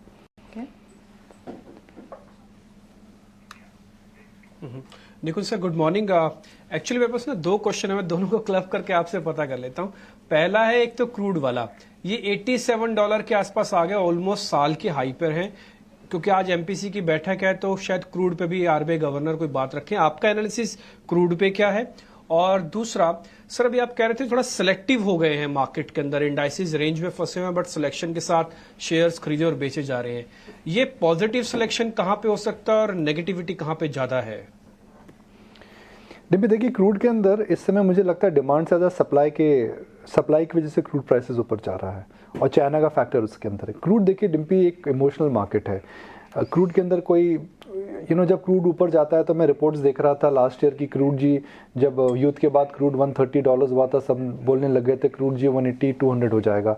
जब क्रूड में गिरावट आई, लोगों ने बोलना चालू करा जी क्रूड 100 से गिर करके 50 हो जाएगा. तो क्रूड इतना वेरिएबल, इतने ज़्यादा उसके अंदर फैक्टर्स मैटर करते हैं कि क्रूड के अंदर कोई आप एक कॉन्क्रीट व्यू नहीं दे सकते हैं. मगर इस समय क्रूड के अंदर जो उछाल आया है उसका प्रमुख कारण यह है कि रशिया ने ऑयल कम करा है और ओपेक ने ऑयल कम करा है. तो एक लेवल मुझे लगता है वो मेंटेन रहेगा क्रूड के अंदर. वह लेवल मुझे लगता है कि एक ब्रॉड रेंज अगर बात करें तो मेरा ये मानना है कि 75 to 85 या 80 to 85 की जो रेंज है कंफर्ट जोन है, जहां पर सब क्रूड की इन्फ्लेशन टॉलरेट कर सकते हैं और ओपेक क्रूड प्रोड्यूसर्स को भी फर्क नहीं पड़ता है. तो मुझे वो ब्रॉडर रेंज वहाँ पे लगती है जहाँ पर इस समय जाना चाहिए. डिम्पी देखिए बैंक्स के अंदर अभी भी मेरा मानना है that the secular trend is not over. So हर गिरावट के अंदर आपको बैंक्स देखने चाहिए, हर गिरावट के अंदर आपको मैन्युफैक्चरिंग सेक्टर की तरफ नज़र डालनी चाहिए. इस समय आपको आईटी अवॉइड करना चाहिए बिकॉज आईटी में कल मैं अजय इरशाद प्रेम जी की एक ट्वीट देख रहा था दैट अगर आप एआई को इग्नोर कर रहे हैं तो it is like ignoring mobile phone इन 2007. और आईटी को लेकर के सबसे बड़ा झटका, एआई को लेकर के सबसे बड़ा झटका किनको लगेगा? Indian IT company. Indian IT जो बिलीवर्स हैं वह कहते हैं जी एआई तो है इंडिया के लिए अच्छा है बिकॉज इससे प्रोडक्टिविटी बढ़ेगी, मगर जो इंडियन आईटी का जो मॉडल है जो एक बॉडी शॉप मॉडल है, आर्बिट्राज मॉडल है, number of man power with number of people. Number of man power बढ़ता है जब नंबर ऑफ पीपल बढ़ाता है, जब नंबर ऑफ पीपल ही कम हो जाएंगे तो आपकी टॉप लाइन को क्या होगा? और एक ऐसी कंपनी के प्रमुख बात कर रहे हैं एआई को लेकर के जहाँ उनको सीधा प्रभाव पड़ेगा। तो it's like saying that I know the business very well and I am also saying that look there is a change happening which you can not ignore. तो एक बहुत बड़ा स्टेटमेंट है कि एआई को लेकर के पहली बार हमने देखा। और रिशाद प्रेमजीत से आ रहा है जो खुद इतनी बड़ी आईटी कंपनी चला रहा है। अब देखिए पुरानी जो चेंजेस आए थे वो आईटी कंपनीज के लिए एक बूम सेलिब्रेट हुआ है। Y2K के बाद एंटरप्राइज आया, एंटरप्राइज के बाद स्मैक आया, स्मैक के बाद डिजिटल आया, उसके बाद सब चेंजेस में Indian IT companies have always benefited. In this case the jury is not out कि एआई की वजह से मैन पावर डिप्लॉयमेंट कम होगा। मैन पावर डिप्लॉयमेंट अगर कम होता है तो क्या प्रोडक्टिविटी बढ़ेगी? जी हाँ बढ़ेगी, मगर क्या टोटल बिलिंग रेट कम होगी? क्या नंबर ऑफ वर्किंग आवर्स कम होंगे? क्या रेट्स कम होंगे? मुझे नहीं पता, पर आने वाला समय एक बहुत इंपॉर्टेंट समय है। और जब कोई सेक्टर के अंदर इतना बड़ा डिस्ट्रप्टिव वेव आता है तो सेक्टर के अंदर पी मल्टीपल कभी नहीं आता है। इन सेक्टर्स के अंदर ग्रोथ के इश्यूज आ रहे हैं, तो आईटी स्टॉक सस्ते हैं, कॉन्ट्रा उन्हें क्या लेना चाहिए? मुझे लगता है समय नहीं आया। I don't think one should run into buying IT and thinking that अगर आईटी ले लेंगे जो फार्मा में हुआ है वो आईटी में 3 महीने बाद मिलेगा। आई थिंक वो समय अभी नहीं आया है, तो वहाँ केयरफुल रहने की ज़रूरत है। थैंक यू निकुंज इन सारी जानकारी के लिए। आगे बढ़ते हैं, हमारे साथ मयूरेश जोशी भी हैं, उनसे एक स्टॉक में डिस्कस करना चाहूँगा। मयूरेश, कल शाम को मैक्स फाइनेंशियल का जो ट्रांजैक्शन एक्सिस बैंक करना चाहता है उसको मंजूरी मिली है। मैक्स का स्टॉक दूसरे इंश्योरेंस स्टॉक्स के साथ काफ़ी अच्छा रिकवर हुआ है, 800 के ऊपर आ गया है।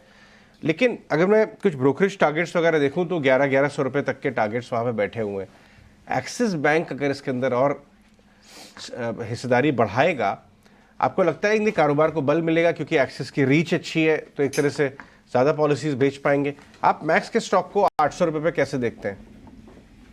Morning Ajay, obviously I think aggressive है क्योंकि axis was the biggest bank assurance partner जहां तक मैक्स फाइनेंशियल का सवाल रहा है।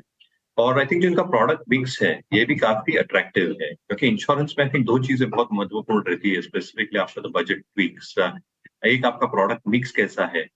Max has got an appropriate product mix जिसकी वजह से इनकी जो value of new business margin है, जिसे इंश्योरेंस के बिजनेस में VNB मार्जिन कहते हैं, ये स्टेबल रहने चाहिए।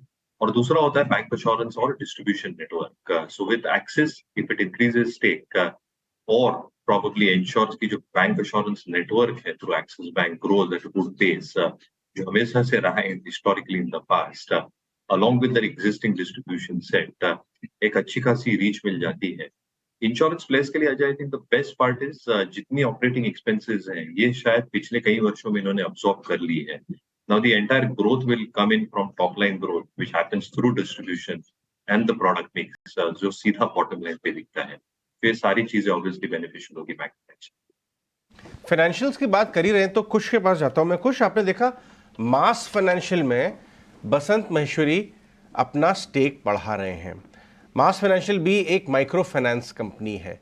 एक तो मास फाइनेंशियल के चार्ट लेके आइए, कुछ के साथ डिस्कस करना चाहिए। कल एक और खबर आई है, कल यूग्रो भी 5 ईयर हाई हिट किया है 305 के आसपास का, उसके भी चार्ट को लेके आइए। ये भी एक माइक्रो फाइनेंस टाइप की ही कंपनी है जो छोटे व्यापारियों को, MSME को लोन देती है। यूग्रो 305 का हिट किया वो तो ठीक है, लेकिन शाम को खबर ये आई है कि उनके जो मैनेजमेंट है उन्होंने अपना पूरा बोनस स्टॉक के अंदर लगा दिया है। ये एक्सचेंजेस पे अनाउंसमेंट कल आया था। तो लेके आइए यूग्रो का स्टॉक 5 ईयर हाई के ऊपर बंद हुआ, और मास फाइनेंशियल, इन दोनों के चार्ट्स पे आप डिस्कस करिए क्या लेवल्स पॉसिबल हैं।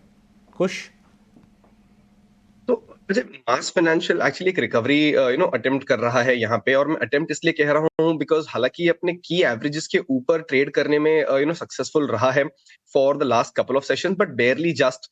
और कल अगर आप देखें तो एक वॉल्यूम के साथ इसमें स्पाइक आया था, लेकिन अब ये कंजेशन जोन है जिसके पास आके अरेस्ट हो चुका है, and that is a slightly broad one which is from about 800 to 830 का जो जोन है इसके आसपास। कल भी अगर आप देखें तो स्टॉक ने एक बहुत शार्प मूव दी थी, हाई बनाया 840 का, लेकिन वहां से जो ड्रॉप आया था ये भी थोड़ा शार्प था। तो इसमें टाइड स्लोली स्टेडीली टर्न होता हुआ नजर आ रहा है, लेकिन मैं कहूंगा कि जो बड़ी मूव है वो आपको 840 के बाद मिलेगी। तो इसको आप ट्रेडिंग के लिहाज से ना लेते हुए अगर आप इसमें एक पोजिशनल बेट लें तो आपके लिए थोड़ा ज्यादा रिवॉर्डिंग हो सकता है, जहां पे आपका पहला टारगेट ये 840 का ही होगा। लेकिन एक बार ये लेवल क्रॉस होता है तो यहाँ पे मैं 895 तक के लेवल्स भी देख रहा हूं। तो मास फाइनेंशियल को आप अक्यूमुलेट करें with in this band, with in this zone, तो पोजिशनल बेट के हिसाब से ले सकते हैं। इसके सामने जैसे आपने यूग्रो मेंशन किया, वी ऑल नो पिछले कुछ हफ्तों में रादर इस स्टॉक ने क्या स्टुपेंडस मूव दिखाया है, ओवरहीटिंग के करीब जा रहा है, but it is still giving me a comfort because volumes इसमें अच्छे खासे पिकअप हो रहे हैं even in this leg of its journey, जहां पे स्टॉक ऑलरेडी इतना ऊपर है। तो अगर आपकी एग्जिस्टिंग पोजीशन हो तो इसको 290 के ट्रेलिंग स्टॉप लॉस के साथ आप इसमें बने रहें। एग्जिस्टिंग पोजीशन लेना चाहें तो भी इसी के करीब अपना स्टॉप लॉस रखें 325 और 340 के टारगेट्स के लिए। तो यूग्रो कैपिटल ट्रेडिंग के लिहाज से, मोमेंटम के लिहाज से थोड़ा बेटर है, और अगर आप एक इन्वेस्टमेंट बेट लेना चाहें पोजिशनल तो फिर आप मास फाइनेंशियल में अक्यूमुलेशन ग्रेजुअली शुरू कर सकते हैं। ठीक है, ऑलराइट, मास फाइनेंशियल में आप एक्यूमुलेशन की यहाँ राय दे रहे हैं। कुछ और स्टॉक्स को भी डिस्कस करते हैं। नंबर्स आए सुलह विन्यास, इनफैक्ट मार्च से किस तरह की मूव, वन साइडेड मूव रही है स्टॉक की, अच्छी खासी ग्रोथ दिखाई है स्टॉक ने भी, और इनफैक्ट नंबर्स में भी वो रिफ्लेक्ट हुआ है। कल जो नंबर्स आए इसमें इनका बिटा बढ़ के आया, पैट यहाँ 13.7 करोड़ जो कि 11 करोड़ पहले ही था।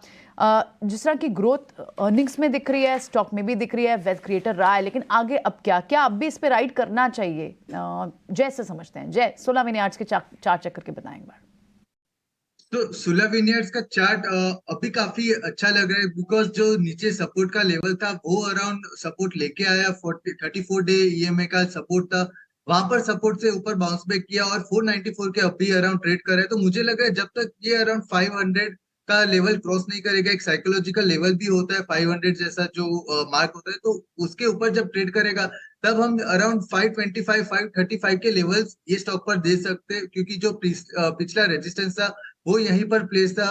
आरएसए के तरफ से देखे तो एक पॉजिटिव क्रॉस ओवर करने का ट्राई कर रहा है, अभी मिड जोन में है, ना कि ओवरसोल्ड ना कि ओवरबॉट। सो ये मिड जोन में तो ऊपर आने का ट्राई करेगा, रिजल्ट बेस्ड एक्शन होगा।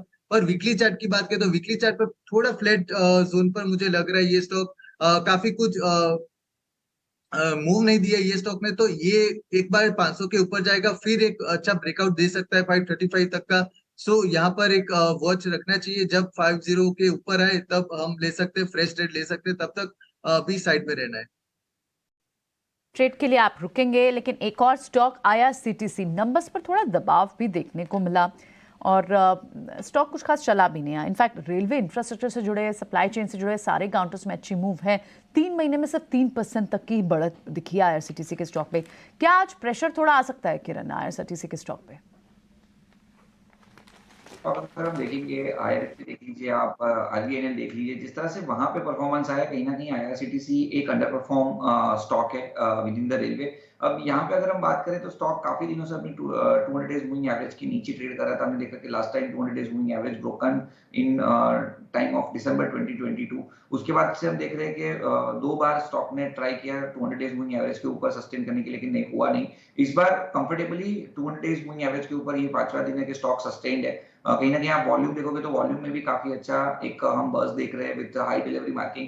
तो it's high time under perform counter है हमारे हिसाब से, तो कॉन्ट्रा बेट है। हमने तो हमारे क्लाइंट्स को भी रिकमेंड किया था सिंस 600 रुपीज। हम अभी भी रिकमेंड कर रहे हैं कि अगर किसी को लॉन्ग टर्म बेट लेना है 6 महीने से लेके 1 साल के लिए, तो डेफिनेटली आईआरसीटीसी में आप करंट मार्केट प्राइस से या कोई भी गिरावट आती है आप लॉन्ग करके जाइए। 600 रुपए के नीचे का स्टॉप लॉस मेंटेन कीजिए। और जिस तरह के चार्ट पैटर्न्स है, डेली चार्ट के ऊपर जो एक गैप क्रिएटेड है 750 तक के टारगेट एक्सपेक्ट कर रहे हैं। सो आईआरसीटीसी हमारे लिए तो कॉन्ट्रा बेट है कोई भी गिरावट पे 600 के स्टॉप लॉस के साथ।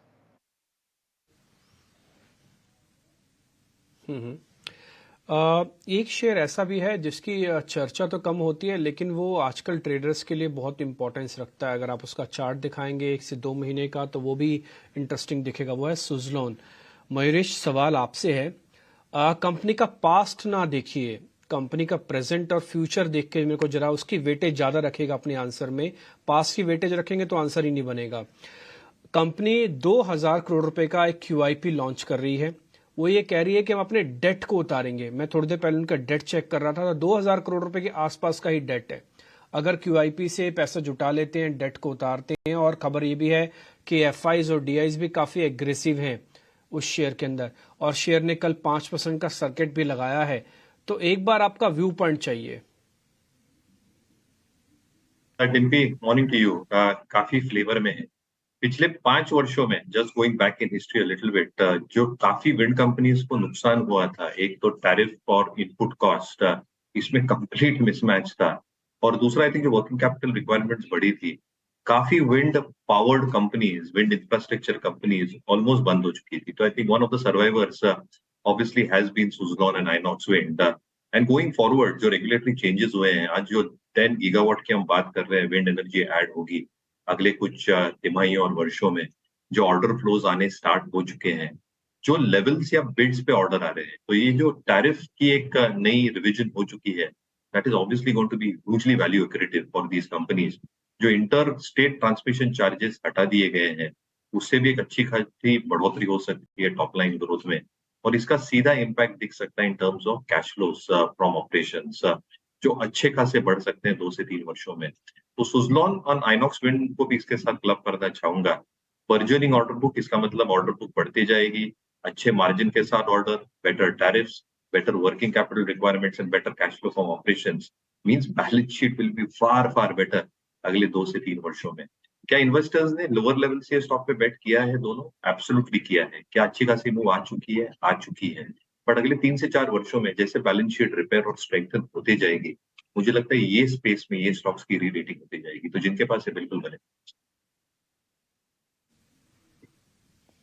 ठीक है, आपको ध्यान होगा अजय ने कल एक बात उठाई थी जब वो मिस्टर AM नायक से मिल के आए थे। उन्होंने कहा था कि विंड एनर्जी अपने आप में एक बहुत बड़ी चीज बनने जा रही है, तो ना भूलिएगा उससे जुड़ी हुई एक कंपनीज हैं। अजय, आपको ध्यान है कल आप चर्चा कर रहे थे जब हमने AM नायक से बातचीत की थी? जी हाँ, उन्होंने ये बात कही थी कि अगले 10 से 20 साल इतना इन्वेस्टमेंट आ रहा है विंड में, स्पेशली कोस्टल बेल्ट में भारत के, उन्हें बहुत काम मिल रहा है एज एन L&T को। लेकिन अगर आप देखें तो ये दोनों कंपनियां बड़ी अनूठी हैं, बहुत ज़्यादा कंपनी बची नहीं है इंडिया में, तो सुज़लोन और आइनॉक्स विंड ही रह गई हैं। इनफैक्ट अगर आप देखें रिन्यूएबल्स के ऊपर एक और हिस्सा होता है, वो होता है O&M, जिसमें आइनॉक्स ग्रीन है।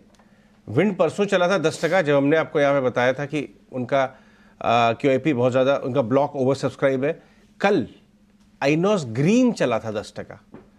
आप ध्यान देकर, तो ये जो पूरा इकोसिस्टम बता रहे हैं मयूरेश, सुज़लोन, आइनॉक्स, बंधु जो दोनों हैं, और उसके आसपास के बहुत सारे ऐसे स्टॉक्स हैं जो EPC कंपनीज हैं, उनके तरफ आप ज़रूर दिमाग लगाएं, अपना अच्छा पैसा बनेगा। ठीक है, डन। एक और शेयर भी है जिसके बारे में कुछ आप चर्चा करेंगे, बताइएगा जरा, वो है Hindustan construction company SCC। Lavasa की खबर के बारे में सबको पता है, अब वो अलग हो चुका है, वो एक प्राइवेट प्लेयर ने ले ही लिया। अब ये मामला थोड़ा छटक गया, अभी कंपनी को बिना लवासा के हिसाब से देखना होगा। ये सीलिंग बनाने वाली कंपनी और बड़े बड़े जाइंट्स बनाने वाली कंपनी है। अब ये SCC के अंदर और कितना दम आपको लगता है? कल इस सर्किट पे था। डिम्पी, एक्चुअली ये ब्रेकआउट जो था, ये बिल्कुल ब्रेकआउट की कगार पे था ये स्टॉक। अगर आप देखें तो पिछले कुछ समय से इसमें एक अच्छा खासा अप ट्रेंड आया है। मैं जानता हूँ 1-2 कॉल्स मैंने भी इसमें इनिशिएट किए थे at the levels of I think about 15 and 18, तो वो भी टारगेट्स हिट हुए हैं। लेकिन अगर आप देखें तो फिलहाल एक थोड़ी कंजेशन जोन के पास जा रहा है और एक शार्प अप मूव आया है, तो 25 रुपए के आसपास हो सकता है कि थोड़ा थम जाए। लेकिन अगर इसको टेकआउट करता है, then don't be surprise to see levels of 28 and 32 on this stock. Momentum अब तो बहुत ही तेजी से इसमें लौटता हुआ नजर आया है। ये कंटिन्यू रह सकता है, ओवरहीटिंग टेरिटरी से दूर है। अब जो ये ओवरऑल सेटअप है, ये यही सजेस्ट कर रहा है कि एग्जिस्टिंग पोजीशन को आप होल्ड करके चले 22 के स्टॉप लॉस के साथ। टारगेट जो रहेंगे आपके लिए 28 और 32 के रहेंगे। फ्रेश पोजीशन लेना चाहें तो भी ले सकते हैं, बस 25 का एक हर्डल है, उसे ध्यान में रखते हुए चले। ठीक है, ऑलराइट। 25 का हर्डल, इमीडिएट हर्डल आपको यहाँ भी दिख रहा है। ठीक है, लगभग 60% चल चुका है पिछले 6 महीने में HCC का स्टॉक का। और अब ऐसे कुछ और स्टॉक्स जो आपके पोर्टफोलियो में होने चाहिए, बेहतरीन कॉल्स हमारे एक्सपर्ट्स लेकर आते हैं। मुनाफे का फंडा राहुल शाह आज हमारे साथ, आइए उनसे बात करें।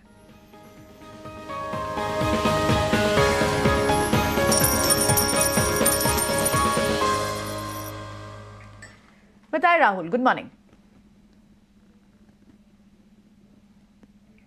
Rahul, please unmute yourself.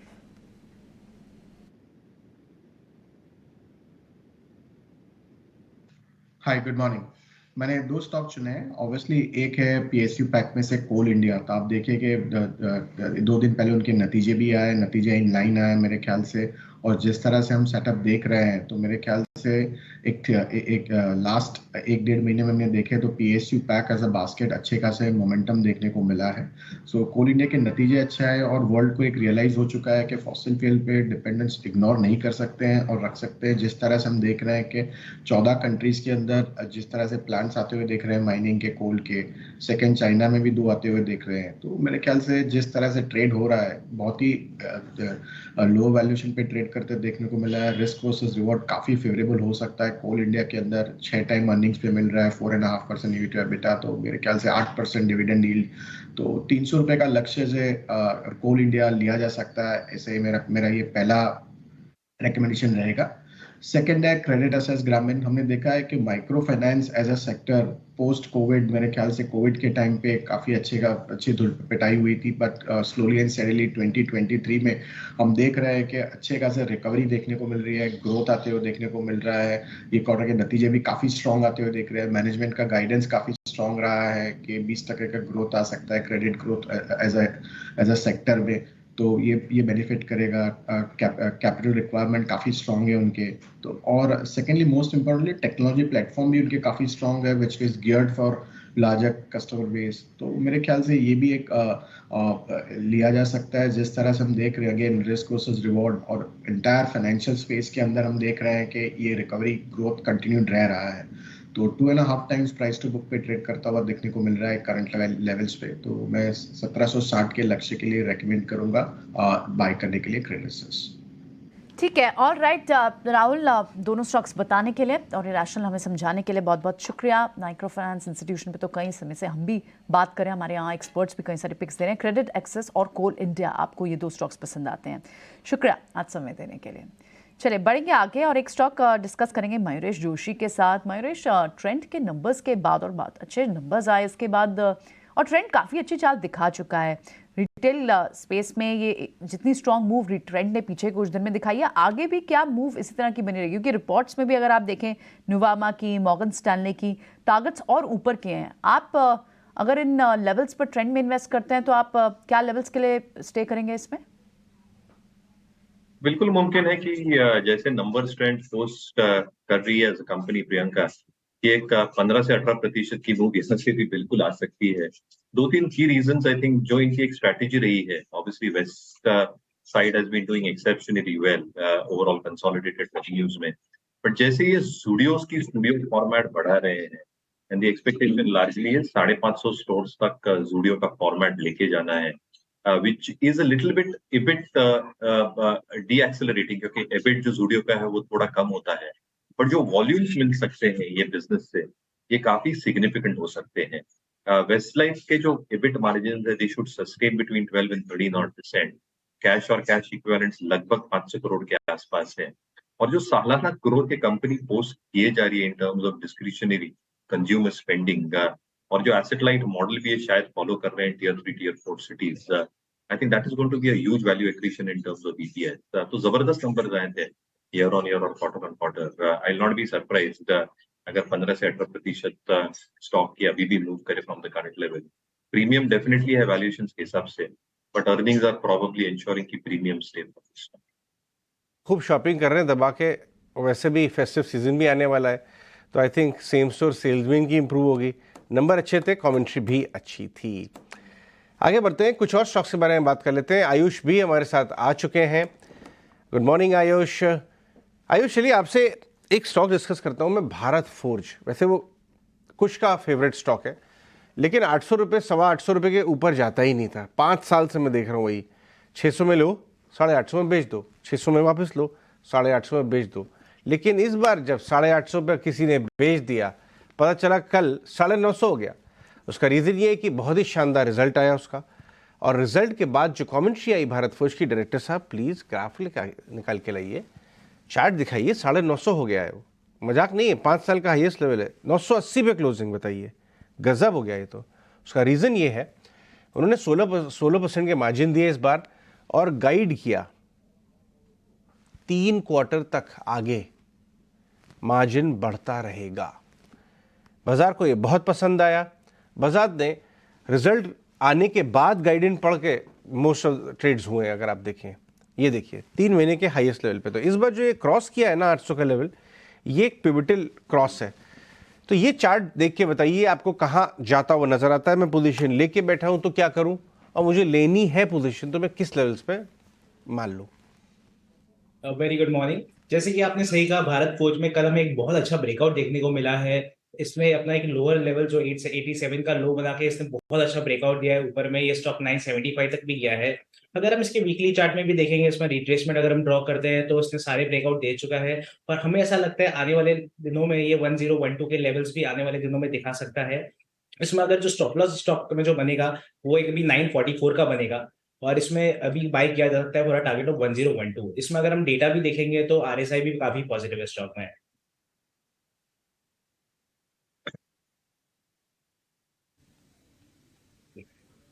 Okay ठीक है, तो भारत फोर्ज पे आप ये कह रहे हैं कि काफ़ी पॉजिटिव है और डेटा काफ़ी स्ट्रांग है। कुछ एक और शेयर पता कर लेते हैं। एक बार रिलायंस को भी चेक करेंगे। कल अगर आप रिकवरी देख रहे थे ना मार्केट के अंदर, और निफ्टी जिसकी वजह से हर निशान में स्पीड से आया था, उसमें रिलायंस के रोल को नहीं भूला जा सकता। एक बार कुछ आपकी रिकमेंडेशन चाहिए रिलायंस पे। आज सुबह उठते ही कोई, मतलब सुबह मार्केट खुलते ही कोई सौदा प्लस करें। जी हाँ Tippy, again like a broken record मैं यही कहूंगा, जब तक 2450 रिलायंस पे बरकरार है, जब तक वो लेवल होल्ड है, आप इसको बाय ऑन डिप्स करके चले। हो सकता है कि आपको थोड़ा सा कहीं रेंज बाउंड मिले, कहीं कोई एक और डे हो जहां पे आपको बहुत ज्यादा मूवमेंट ना मिले, बट अगर आप इसमें पोजिशनली बने रहेंगे तो आने वाले समय में आपके लिए काफी रिवॉर्डिंग हो सकता है। मेरे हिसाब से अगर ट्रेडिंग के लिहाज से आप ले रहे हो तो 2575 और 2625 ये 2 लेवल्स हैं जिसके लिए आपको प्ले करना चाहिए, और इसमें थोड़ा सा पोजिशनल बेट लेके चले। बहुत ही स्ट्रिक्ट स्टॉप लॉस 2450 के आसपास ये लेवल काफी अच्छे से होल्ड कर रहा है, तो जब तक ये लेवल हेल्ड है तब तक मैं इसमें बाय ऑन डिप्स की ही रणनीति सजेस्ट करूंगा। ठीक है, थोड़ी देर पहले हमारे मैनेजिंग एडिटर निकुंज टालवी हमारे साथ जुड़े थे। हमने FIs के रिगार्डिंग क्वेश्चन पूछा, सेक्टर्स के रिगार्डिंग क्वेश्चन पूछा। आइए सुन लेते हैं वो क्या कह रहे थे। इस समय जो मैक्रो इन्वेस्टर्स हैं, जो मैक्रो ट्रेडर्स हैं, जो मैक्रो देख करके ट्रेड कर रहे हैं, उनके हिसाब से इस समय मार्केट मंदी में रहेगा। जो मोमेंटम ट्रेडर्स हैं वह इस समय सिलेक्टिव हो चुके हैं। जो HNI इन्वेस्टर्स हैं इस समय वो IPO या प्री IPO या फिर SMEs में ज़्यादा इन्वेस्ट कर रहे हैं, और जो रिटेल इन्वेस्टर है वह मेरे हिसाब से अपनी क्वांटिटी कम कर रहा है। तो मार्केट के अंदर जो हम मोमेंटम देख रहे थे, मोमेंटम के अंदर थोड़ी दिशा तो बदली है। जहाँ तक FI को लेकर के ट्रेंड की बात है, मेरा मानना है प्रियंका कि FI का जो ट्रेंड है 2022 में सेलिंग का था। कुछ फेजेस आते थे जहाँ वो बायर थे, मगर लार्जर ट्रेंड सेलिंग का था। 2023 एंड बियॉन्ड मुझे लगता है बाइंग का ट्रेंड है। उसके अंदर कुछ खराब दिन आएंगे, कुछ पैचेस आएंगे जहाँ पर FI ज़्यादा बिकवाली करे, मगर as a broader trend for 2023 I think FI should be net bias. I think the trend is very clear. China से पैसा निकल के इंडिया वापस आ रहा है, आने लगा है, आता रहेगा। उसके अंदर हो सकता है अगस्त का महीना खराब हो या सितंबर का महीना खराब हो, वो ट्रेंड के अंदर एक छोटा सा काउंटर ट्रेंड जिसे हम बोलते हैं आता है। मगर जो सेक्युलर ट्रेंड है कि FI इंडिया आ रहा है और आता रहेगा। देखिए क्रूड के अंदर इस समय मुझे लगता है डिमांड से ज़्यादा सप्लाई की वजह से क्रूड प्राइसेस ऊपर जा रहा है, और चाइना का फैक्टर उसके अंदर है। क्रूड देखिए डिम्पी एक इमोशनल मार्केट है। क्रूड के अंदर कोई जब क्रूड ऊपर जाता है तो मैं रिपोर्ट्स देख रहा था लास्ट ईयर की क्रूड जी, जब युद्ध के बाद क्रूड $130 हुआ था, सब बोलने लग गए थे क्रूड जी 180-200 हो जाएगा। जब क्रूड में गिरावट आई, लोगों ने बोलना चालू करा जी क्रूड 100 से गिर करके 50 हो जाएगा। तो क्रूड इतना वेरिएबल, इतने ज़्यादा उसके अंदर फैक्टर्स मैटर करते हैं कि क्रूड के अंदर कोई आप एक कॉन्क्रीट व्यू नहीं दे सकते हैं। मगर इस समय क्रूड के अंदर जो उछाल आया है उसका प्रमुख कारण यह है कि रशिया ने ऑयल कम करा है और ओपेक ने ऑयल कम करा है। तो एक लेवल मुझे लगता है वो मेंटेन रहेगा क्रूड के अंदर। वह लेवल मुझे लगता है कि एक ब्रॉड रेंज अगर बात करें तो मेरा यह मानना है कि 75 to 85 या 80 to 85 की जो रेंज है कंफर्ट जोन है, जहां पर सब क्रूड की इन्फ्लेशन टॉलरेट कर सकते हैं और ओपेक क्रूड प्रोड्यूसर्स को भी फर्क नहीं पड़ता है। ठीक है, तो आप ये निकुंज की कन्विक्शन सुन रहे थे मार्केट्स पर और सेक्टर्स पर। अब चलिए बढ़ते हैं आगे, और शरद हमारे साथ बने हुए हैं। आज का एक खास खबर लेकर आए हैं। वो क्या खबर है, हमारा खास सेगमेंट।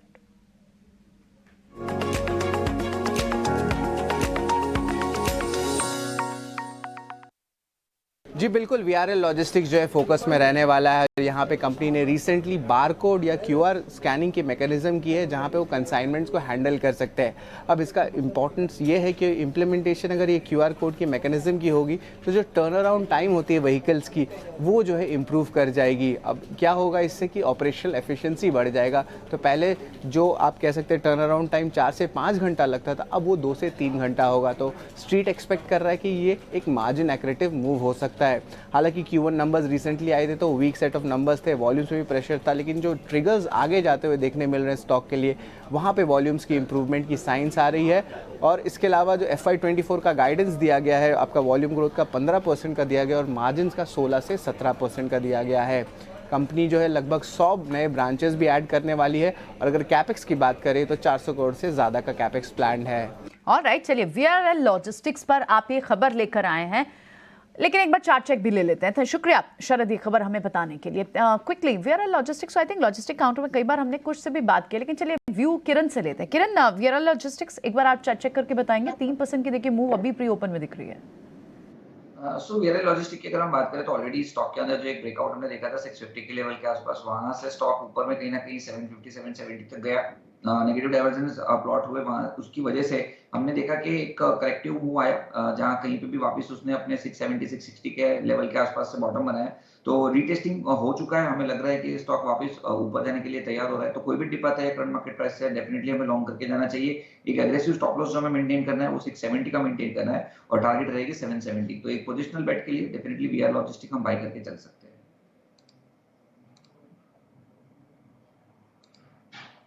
5 मिनट बाद मार्केट खुल जाएगा और करीब करीब 50 मिनट के बाद पॉलिसी का फैसला भी आ जाएगा। तो दोनों के लिए आप तैयार रहिएगा, लेकिन ठीक उससे पहले एक्शन स्टॉक्स पूजा हमको बता रही है। पूजा बताएं आप। सूजलॉन में नजर रखिए, प्री ओपन सेशन में यहाँ पर भी एक्शन दिख रहा है। कंपनी ने QIP लॉन्च करने की घोषणा कर दी है और 2000 करोड़ कंपनी जुटाएगी, तो इस पर आप नजर रखिए। PI इंडस्ट्रीज के स्ट्रॉन्ग नतीजों के चलते आज यहाँ पर एक्शन एक्सपेक्टेड है। मुनाफे आय में 23% की ग्रोथ, मुनाफा 45% से बढ़ा है कंपनी का। BLS इंटरनेशनल भी नतीजों के कारण फोकस में रहेगा। आय में 40% की ग्रोथ, मुनाफा 131% बढ़ा कंपनी का। और इसके अलावा बायबैक को लेकर भी काफी सारे स्टॉक्स फोकस में रहेंगे। KRBL की बोर्ड की बैठक आज होगी जिसमें कि बायबैक को लेकर चर्चा हो सकती है और FDC ने नतीजों के साथ साथ यहां पर बायबैक की भी घोषणा कर दी है और 500 रुपए प्रति शेयर के भाव पर यह बायबैक का ऐलान किया, जिसकी की रिकॉर्ड डेट 25 अगस्त है। शुक्रिया पूजा, दैट वाज क्विक वन। चलिए अब बढ़ते हैं आगे और एक बार क्विकली बमाक्षी से जुड़ते हैं आज की बिग बोल्ड ब्रोकरेज समझने के लिए।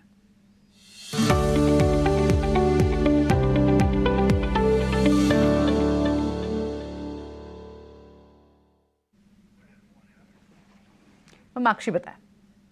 अगर हम देखें तो JP मॉर्गन की तरफ से अपग्रेड की राय आ रही है। उन्होंने अपनी राय को अपग्रेड कर ओवरवेट की राय दी है। टारगेट प्राइस दिया है 1115 रुपीस प्रति शेयर का। JP मॉर्गन का कहना है कि बेटर देन एक्सपेक्टेड ट्रैक्शन नजर आया है डिफेंस एंड इंडस्ट्रियल रेवेन्यू में। फास्टर टर्नर अराउंड भी नजर आ रहा है सब्सिडरी के प्रॉफिटेबिलिटी में और रेवेन्यू डाइवर्सिफिकेशन जो कंपनी कर रही है उसके चलते साइक्लिकलिटी रिड्यूस हो सकती है, ऐसा JP मॉर्गन का मानना है। मॉर्गन स्टैनली भी कह रहे हैं कि काफ़ी मजबूत कोर कारोबार है इनका, डिफेंस अपॉर्चुनिटी और सब्सिडरी का टर्न अराउंड ग्रोथ हो सकता है और डाइवर्सिफिकेशन की जो स्ट्रैटेजी है ये काफ़ी अच्छी तरीके से काम कर रही है और मॉर्गन स्टैनली की तरफ से ओवरवेट की राय आ रही है। तो all in all Bharat forge focus में। अपग्रेड किया है, ओवरवेट की राय और 1115 का लक्ष्य JP मॉर्गन पर। Better than expected traction in defence industrial revenue. Mayuresh से क्विकली एक बार डिस्कस करते हैं भारत फोर्ज पर की राय, क्योंकि मयूरेश भारत फोर्ज सिर्फ एक पर्टिकुलर वर्टिकल में नहीं था और जो दूसरे वर्टिकल डिफेंस के और इंडस्ट्रियल रेवेन्यू इसकी बात पहले ही स्ट्रीट कर रहा था। अब ब्रोकरेज हाउस के रिपोर्ट्स भी व्यूज भी आ रहे हैं। आपके पर्सनल टारगेट्स क्या होंगे भारत फोर्ज पर अगर आप इन लेवल्स पे इन्वेस्ट करते हैं तो?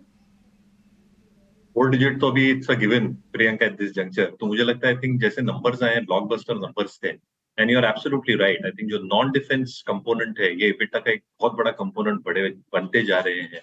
रेलवेज से जो बिजनेस आएगा and the other businesses as well, I think order books बढ़ती जा रही है और margins are relatively better for this order as well. तो मुझे लगता है आई थिंक कंसोलिडेटेड बेसिस पे मार्जिन परफॉर्मेंस अच्छी होगी, जो रिटर्न ऑन कैपिटल एम्प्लॉयड वो भी अच्छा खासा सहायता दे सकती है। तो मुझे लगता है I think based on numbers and looking at where the stock is positioned at this juncture, defence हो रेलवेज हो, कहीं ना कहीं आई थिंक 10 से 12% के upside even from the current level बिल्कुल मुमकिन हो सकती है भारत।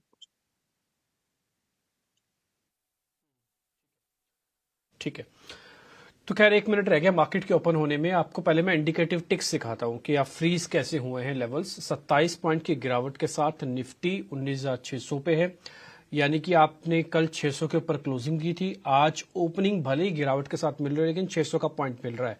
ध्यान रखिएगा 19,500 400 आपकी पक्की वाली रेंज है और 650 और 800 आपका रेजिस्टेंस एरिया है। आते हैं, बड़े जरा बैंक निफ्टी और दिखा दीजिए। कल 44,800 के ऊपर हमने जैसे तैसे क्लोजिंग की थी। आज बैंक निफ्टी के अंदर फिर से वो 44,800 की लक्ष्मण रेखा सी बनी हुई है। इसके ऊपर आप थोड़े बुलिश अच्छा सोचेंगे, इसके जस्ट नीचे आप थोड़ा बीरिश हो जाएंगे, थोड़ा बुरा सोचना शुरू कर देते हैं। तो ये बहुत इंपॉर्टेंट लेवल है 44,800। आते कुछ अलग अलग स्टॉक्स पे। एक बार पहले जरा रिलायंस इंडस्ट्रीज को भी दिखाइएगा, HDFC को दिखाइएगा और साथ ही LNT को दिखाइएगा। तीनों शेयर्स स्टार्टिंग में ही आपको हम दिखा देंगे एडवांस डिक्लाइन के साथ। अब चेक कीजिएगा बाजार आज कैसे मूड में दिखता है। कम से कम 800 से 900 शेयर आपको फिर से एडवांसेस में मिलेंगे। 1000 शेयर का नंबर है, अच्छी बात है ये।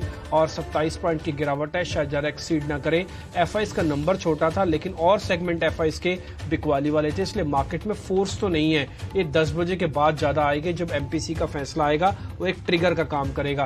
फिलहाल उससे पहले थोड़ा डल और साइडवेज मार्केट आप देखेंगे। 35 पॉइंट की गिरावट के साथ इस समय निफ्टी ट्रेड कर रहा है, कोशिश कर रहा है कि वो 19,600 के इर्द गिर्द रहे, ज्यादा दूर उससे ना पहुंचे। फिर से हम 44,800 के नीचे आके ट्रेड करने लगे हैं 94 पॉइंट के नुकसान के साथ निफ्टी बैंक पर। अभी एडवांसेस आपके करीब 1100 शेयरों का हो चुका है। फटाफट से दिखाते हैं आपको कुछ एक ऐसे शेयर्स जहां पे आपको मूवमेंट मिल जाएगा। शुरुआत में आप रिलायंस इंडस्ट्रीज, HDFC और LNT ये तीनों दिखा दीजिए। ये तीनों वेटेज वाले शेयर हैं। इसके अलावा सुजलोन में खबर थी, ये चलेगा आज। और इसके अलावा आज PI इंडस्ट्रीज, टाटा पावर पे नंबर्स का इम्पैक्ट आपकी स्क्रीन पर आएगा। KRBL, FDC पे भी नंबर्स का इम्पैक्ट है। KRBL पे बायबैक की खबर है और FDC पे भी बायबैक की खबर आ रही है। इसके अलावा अगर आप कुछ और शेयर्स चेक करना चाहें तो आपकी मैं लिस्ट में लेके आता हूं आपके सामने। ONGC आज शुरुआत में थोड़ा ठीक है, आज BPCL में भी थोड़ा ठीक दिख रहा है। अदानी पोर्ट्स, अदानी ग्रुप में से ये शेयर भी आज वापस से आप नोटिस कीजिएगा। आज IT के अंदर वापस से थोड़ा प्रेशर देखने को मिल रहा है। टेक महिंद्रा ये शेयर कुछ नीचे आज आपको ट्रेड करता हुआ दिखेगा। अब और शेयर्स मैं आपके सामने लेके आता हूँ। एक मैक्स फाइनेंशियल सर्विसेज है, यहाँ पर भी काफी स्ट्रॉन्ग मूव मिल रहा है। BLS इंटरनेशनल जिसके नंबर्स आए हैं, ये 52 वीक हाई पे पहुंचा है शेयर। आज इसका 52 वीक हाई भी लगा है। भारत फोर्ज के अच्छे नंबर, कल की अच्छी क्लोजिंग, आज JP की रिपोर्ट, ये सब कुछ भारत फोर्ज को भी आज 52 वीक हाई पे लेके आई है। ट्रेंड का शेयर भी आज हमारे मेहमान जय पटेल ने दिया था और इसके अलावा उसके अंदर कल की अच्छी क्लोजिंग, आज की अच्छी ओपनिंग भी आपको दिख रही होगी। 20 पॉइंट के नुकसान के साथ अभी निफ्टी ट्रेड कर रहा है। 1161 शेयर इस समय अभी एडवांसेस के अंदर है। 500 शेयरों का नुकसान है। जल्दी से हीट मैप भी लेके आते हैं। मार्केट शायद 10 बजे तक आपको थोड़ा इग्नोर भी अगर आप करना चाहें ना तो कर सकते हैं, सिर्फ वॉच करते रहें। सौदे 10 बजे के बाद डालें। आप देख रहे हैं एशियन पेंट्स के अंदर थोड़ा नुकसान, ब्रिटानिया के अंदर नुकसान, भारतीय एयरटेल और अपोलो हॉस्पिटल्स, ये कुछ है। स्क्रीन हीट मैप की देख के आपको लग रहा होगा कि आज कांटे की टक्कर चल रही है। अभी तो बुल्स वर्सेस बियर्स की, दोनों के पास परसेंटेज गेन में 1% नहीं है और परसेंटेज लूज में भी 1% नहीं है। तो कश्मकश जारी है। ये कुछ बड़े शेयर्स का हीट मैप हमने आपके सामने रखा। अब छोटे मझोले शेयर्स के अंदर क्या हो रहा है वो आपको प्रियंका बता रहे हैं और मेहमानों से भी वो कनेक्ट करेंगे आपको। बिल्कुल, लेकिन पहले मिड कैप में जो इस वक्त गेनर है, टॉप गेनर मैक्स फाइनेंशियल, 9% की तेजी वहां है और खुला ये 7 साढ़े 7% था, लेकिन उसके बाद भी फॉलो बाइंग आपको दिख रही है। और इसके अलावा जो दूसरे पैसे एनर्जी स्पेक्स से JSW एनर्जी वापस आते हुए दिख रहा है, 4% की मूव वहाँ है। जी का आज फेस्ट NCLT में आज वहाँ पर अपडेट आना है, 1% की मूव वहाँ दिख रही है। डिलीवरी, PB फिनटेक जैसे काउंटर्स में मूव है। पूना वाला फिनकॉर्प आपको फिर से आज 1% की तेजी के साथ दिख रहा है और पावर काउंटर्स में टॉरेंट पावर जैसे काउंटर्स दिख रहे हैं। मिड कैप में गिरने वाले कौन से काउंटर्स हैं? गुजरात गैस, यहाँ प्रेशर बना हुआ है। बाटा इंडिया के नंबर्स आए थे, वहाँ आप प्रेशर देख रहे हैं, लगभग 2% की गिरावट वहाँ है। और थोड़े से जो काउंटर्स आपके वीक हैं अभी फिलहाल PSU बैंक्स में, मिड कैप स्पेस में वो bank of India, union bank जैसे स्टॉक्स वीक हैं और प्रेस्टीज जैसे काउंटर्स में भी अभी भी आपको दबाव दिख रहा है। ये तो मिड कैप की बात हो। एक बार क्विकली स्मॉल कैप स्पेस को भी देख लेते हैं, क्योंकि ब्रॉडर मार्केट में जिस तरह का एक्शन है वहाँ भी कैप्चर करते हैं। कि वहाँ गेनर्स कौन से हैं। तो पहले तो BSE, यहाँ भी नंबर्स आए थे, लगभग 4% की गिरावट यहाँ है। सनटेक रियल्टी के नंबर्स के बाद 2.5% की गिरावट वहाँ है, और ग्रैन्यूल्स भी लगभग 2.5% गिरावट के साथ है। लेकिन एनर्जी स्टॉक्स में आपको सिजलॉन एनर्जी, वहाँ 4% की मूव दिख रही है, और कुछ और दूसरे स्टॉक्स में आपको पराग जैसे काउंटर्स और रियल एस्टेट में शोभा जैसे काउंटर्स है, जहाँ पर मूव आपको दिख रही है 2% तक की। चलिए आगे बढ़ते हैं और ओपनिंग ट्रेड्स के बारे में बात कर लूं मैं। उससे पहले आपको एक FDC स्टॉक बताया था हमने, उसमें एक बहुत बड़ी चीज हुई है। उसमें एक बहुत बड़ी मात्रा में प्रमोटर्स ने अपनी प्लेज रिलीज की है, इसलिए आपको इतना बड़ा मूव उस स्टॉक के अंदर नजर आ रहा है। वैसे भी फार्मा कंपनीज में आपको मूव दिख रहा है, मिड कैप स्मॉल कैप में भी, तो इस पर नजर बना के रखिए। आगे बढ़ते हैं, हमारे साथ पूरे पैनलिस्ट हमारे जुड़े हुए हैं। सबसे एक क्विक टॉप ओपनिंग ट्रेड की जानकारी लेते हैं। शुरुआत करेंगे प्रशांत सावंत से, क्योंकि वो भी हमारे साथ जुड़ चुके हैं। प्रशांत सावंत, बताइए, गुड मॉर्निंग, आपका ओपनिंग ट्रेड क्या होगा आज? जी Ajay ji, good morning Priyanka, Dimpi, and good morning to the panel. यहाँ पे मुझे टाइम टेक्नोप्लास्ट एक काफी अच्छा इन्वेस्टमेंट अपॉर्चुनिटी लग रहा है। 140 पे स्पॉट चल रहा है। मैं यहाँ पे स्टॉप लॉस पोजिशनली रखूंगा 125 पे, शॉर्ट टर्म ट्रेडिंग के हिसाब से 132, 132 क्लोजिंग बेसिस दोनों ही, और जो मेरे टारगेट्स होंगे वो 165 से लेके 185 इस जोन में होंगे, based on the trade type you are looking at, investment और शॉर्ट टर्म। ठीक है, टाइम टेक्नोप्लास्ट। कुछ आपका ओपनिंग ट्रेड क्या होगा? मेरा ओपनिंग ट्रेड है GPIL। इस स्टॉक में एक बहुत अच्छा तेजी का दौर चल रहा था। प्रॉफिट बुकिंग हमने कल इसमें खत्म होते हुए देखी। आज फिर से स्टॉक में अप ट्रेंड शुरू हो रहा है। तो यहाँ पे आप 555 के स्टॉप लॉस के साथ बाय करें। टारगेट जो है आपके लिए पहला 575 रहेगा, दूसरा 590। तो GPIL यहाँ पे एक अच्छा करेक्शन के बाद अप ट्रेंड फिर से रिज्यूम होता हुआ नजर आ रहा है। ये कौन सा GCIL, गोदरेज कंज्यूमर? जी नहीं, गोदावरी पावर एंड इस्पात। ओके, ठीक है, ये आपका ओपनिंग ट्रेड होगा। किरण, आपका ओपनिंग ट्रेड क्या होगा? सो अगर ग्रेफाइट की मैं बात करूं तो ग्रेफाइट हमें अच्छा लग रहा है। ग्रेफाइट में एक हम देखें तो inverted head and shoulder pattern daily chart के ऊपर ब्रेकआउट आया है। साथ ही साथ हमने देखा था कि कंसोलिडेशन हो रहा था 420 से लेके 390 के बीच में, वहां से भी एक ब्रेकआउट आया। ब्रेकआउट के बाद हमने देखा स्टॉक 470 तक गया। 2 दिन से वहां से गिरावट देखी, लेकिन वहां पे वॉल्यूम बैक गिरावट नहीं थी। कहीं ना कहीं जो उसका ब्रेकआउट लेवल है 430, उसके आसपास से स्टॉक ने सुबह एक सपोर्ट लिया है और कहीं ना कहीं हाई लेवल्स के ऊपर ट्रेड कर रहा है। तो ग्रेफाइट हमें लग रहा है कि risk reward point of view काफी अच्छा बेट है। इंट्राडे एज वेल एज अगर आप 1-2 दिन होल्ड कर सकते हैं तो डेफिनेटली ग्रेफाइट को आप करंट मार्केट प्राइस से लॉन्ग कीजिए। ओवरऑल जो स्टॉप लॉस रखना है वो 415 का है, और target we are expecting 470। Right India आपका ओपनिंग ट्रेड, आपको याद होगा सुबह ही हमने आपको बताया था मैक्स फाइनेंशियल छोड़िएगा मत आज। एक्सेस को उसमें स्टेक बढ़ाने की मंजूरी मिल गई, देखिए 8% ऊपर है। एनीवेज, हमारे साथ आयुष भी हैं। आयुष, आपका ओपनिंग ट्रेड? ओपनिंग ट्रेड रहेगा PVR आइनॉक्स पे बाय। अगर हम PVR आइनॉक्स में देखेंगे तो जो इसका इंट्राडे चार्ट है उस पे एक 60 मिनट चार्ट में एक फ्लैट पैटर्न का ब्रेकआउट दिया है स्टॉक ने। इसमें जो ऊपर का टारगेट बन के आ रहा है वो 1720 का होगा, और जो नीचे का स्टॉप लॉस है वो है 1635 का। प्लस इसके डेली चार्ट में इसने 200 डे मूविंग एवरेज का बहुत अच्छा सपोर्ट लिया है, और कंसोलिडेशन के साथ ये स्टॉक ऊपर की तरफ जा रहा है। ठीक है, PVR आइनॉक्स में तो गदर का भी एक तरह से इम्पैक्ट आता हुआ नजर आ रहा है, फिर वहां पे जेलर का भी इम्पैक्ट आता हुआ नजर आ रहा है। कहीं ना कहीं 1 लाख टिकट ऑलरेडी PVR बिक चुके हैं उस मूवी के, थोड़े बहुत ऑफकोर्स यहाँ भी होंगे। PVR में भी 1650 रुपये का भाव।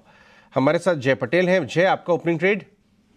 तो मेरा ओपनिंग ट्रेड JSW एनर्जी पर रहेगा, क्योंकि यहाँ पर डेली और वीकली चार्ट पे इसने ब्रेकआउट अच्छा खासा दिया है। नवंबर 2022 से अभी तक का जो कंसोलिडेशन फेज था उसके ऊपर ब्रेकआउट दिया, स्ट्रॉन्ग ब्रेकआउट है, वॉल्यूम के साथ ब्रेकआउट है। पिछले 2 दिनों से ब्रेकआउट सस्टेन कर रहा है, तो ये मुझे लग रहा है कि अराउंड 345 तक खींच सकता है ये मोमेंटम के साथ। तो मुझे JSW एनर्जी पर एक बुलिश व्यू रहेगा। 20 पॉइंट का एक मूव हम एक्सपेक्ट कर सकते हैं अभी भी, और स्टॉप लॉस हम रखेंगे अराउंड 3110 के अराउंड, तो वहां पर एक थोड़ा सेफ्टी मिल सकती है हमें। तो 345 का टारगेट है, 310 का स्टॉप लॉस के साथ हम JSW एनर्जी पर बाय की व्यू रखते हैं। स्टॉक चुना ही मैं मिस कर गया डिस्कस करना, मेरे रडार पे था। कल जो है 7-8% का वॉल्यूम ब्रेकआउट था इसमें, और ये biggest breakout in a very long time. जब भी अपनी रेंज क्रॉस किया, तो जब से 300 क्रॉस किया इसने, ये हाथ नहीं आ रहा है। अनदर 3.5% आज भी। डिम्पी? बिल्कुल, ये बात आपकी बिल्कुल ठीक है, और अजय आपने आज ये बात नोटिस भी करवाई थी। इसके अलावा कुछ एक और शेयर्स भी फटाफट से मैं चेक कर लेता हूं, जहां पर आज मोमेंटम शुरुआत में ही देखने को मिल रहा है। अपोलो टायर्स, क्या ये शेयर भी आज का हीरो साबित हो सकता है? खुश, एक बार चेक करेंगे अपोलो टायर। पे आपको ना फटीग दिखेगा, तो मैं कहूंगा थोड़ा सा इसमें प्रॉफिट बुकिंग कर लें। फ्रेश एंट्री अभी इसमें ना लें, 440 का लेवल है, वहां पे एक रेजिस्टेंस है। और आरएसआई डेली चार्ट्स पे देखें तो आपको नेगेटिव डाइवर्जेंस दिखेगा, विच इज एन इंडिकेशन की थोड़ी सी यहाँ पे मोमेंटम जो है फिजल आउट हो रही है, थोड़ा कंसोलिडेशन मोड में जा रहा है स्टॉक। एग्जिस्टिंग पोजीशन होल्ड करने में कोई दिक्कत नहीं है, तो 430 के ट्रेलिंग स्टॉप लॉस के साथ इसमें आप बने रहें, बट फ्रेश पोजीशन फिलहाल के लिए आप अवॉइड करें। मयूरेश, आपका इंडिया बुल हाउसिंग फाइनेंस पे टेक क्या है? ये कुछ सुजलोन जैसा ही है, इसका पुराना पास्ट ना देखो, इसका प्रेजेंट और इसका आने वाला फ्यूचर देखो, उसकी वेटेज बढ़ा के आप जरा मेरे को इस शेयर के बारे में बताइएगा। जिसके पास है वो होल्ड रखे, और जिसके पास नहीं है, क्योंकि बहुत टूटा हुआ शेयर है, क्या अभी भी गुंजाइश है प्लस करने की? डिम्पी, कहीं ना कहीं आई थिंक हिस्ट्री थोड़ी पैची जरूर रही है स्टॉक की, और जो डेवलपमेंट्स हो रहे हैं ऑब्वियसली बेनिफिशियल होने वाले हैं ये कंपनी के लिए अगले क्वार्टर्स और सालों के लिए। तो I think markets are now betting की, जैसे आपने राइटफुली कहा, पास्ट हिस्ट्री नहीं देखते हैं जो काफी पैची रह चुकी है। Let's have a look at a renewed India bulls housing finance, जहां पे आई थिंक क्लीन स्लेट से शायद काम स्टार्ट हो जाएगा। एंड एक्सपेक्टेशन यही है कि नंबर्स और भी सुधरते जाएंगे because of the entire restructuring that the entire group is probably seeing eight this juncture. तो हमारे कवरेज भी नहीं है unfortunately stock Nifty, but I think काफी पॉजिटिव डेवलपमेंट्स हो चुके हैं स्टॉक में जो प्राइस में रिफ्लेक्ट हो।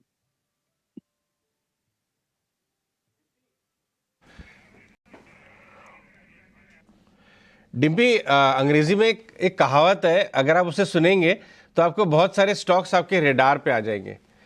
अंग्रेजी में एक कहावत है, every saint has a past and every sinner has a future.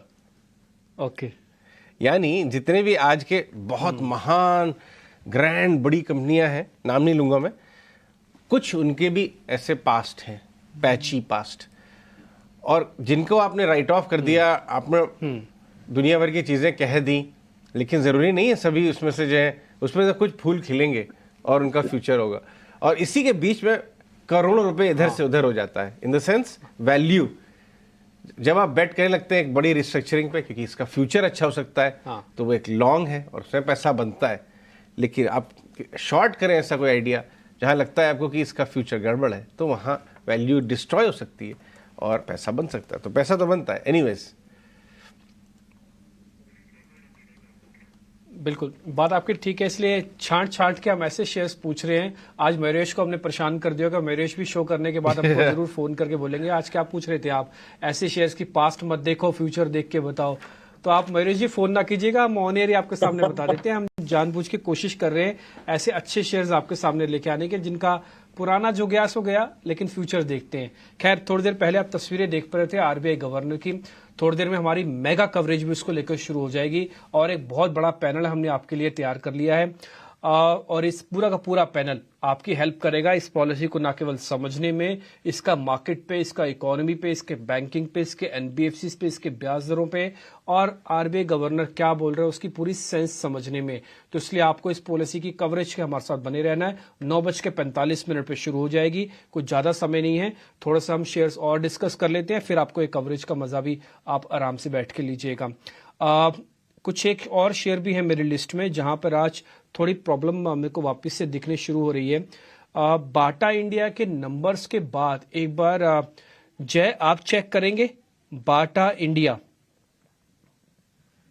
के नंबर्स के बाद एक प्रॉफिट बुकिंग मुझे लग रहा है यहाँ पर एक आया, क्योंकि स्टॉक ने ऑलरेडी रैली दिखा दी थी अप्रैल के मंथ के बाद। कंटिन्यूसली ये स्टॉक बढ़ रहा था, हायर हाई लो उसकी पैटर्न बना रहा था, और जो उसने लेवल अचीव किया था 1775 के अराउंड, तो उसके बाद जब रिजल्ट आया तो थोड़ी एक नरमाश जैसी रिजल्ट के बाद एक मूव दिखाई दी हमें। 50 डे की मूविंग एवरेज के नीचे भी ट्रेड कर रहा है, तो वो भी थोड़ा क्रूशियल है। अभी मुझे लग रहा है कि एक और नीचे मूव आ सकता है, 1620 के अराउंड ये स्टॉक हम देख सकते हैं इन नियर टर्म, क्योंकि हर मोमेंटम इंडिकेटर डाउनसाइड इंडिकेट कर रहा है। अभी आरएसआई की तरफ से देखें तो वाइड डाइवर्जेंस है निचली साइड, तो एक मूव बन सकता है 1620 के अराउंड। वहां पर एक सपोर्ट भी स्ट्रॉन्ग दिख रहा है अराउंड 1 मंथ का, तो यहाँ पर एक थोड़ी बाय करने की सलाह रहेगी।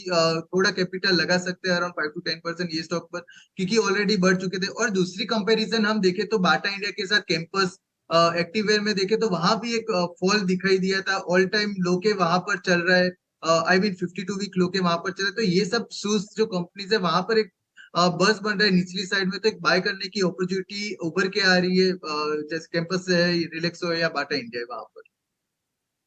ऑलराइट, तो कैंपस की बात की आपने, बाटा इंडिया आपको थोड़ा घटता हुआ यहाँ से दिख रहा है, लेकिन पिछले कुछ मिनटों में जो मूव्स बढ़ी हैं उनमें ऑयल मार्केटिंग काउंटर्स भी ऊपर आए हैं और ONGC से काउंटर्स ऊपर आए हैं। UPL 615 अब आ चुका है और मिड कैप स्पेस में भी काउंटर्स लाइक ट्रेंड के नंबर्स अच्छे थे। JSW एनर्जी तो खैर खुला ही तेजी के साथ, कोरोमंडल भी अब अच्छी मूव के साथ है। कोई और स्टॉक आपके रडार पर आ रहा है प्रशांत, मिड कैप स्पेस से या फिर लार्ज कैप से भी चलेगा?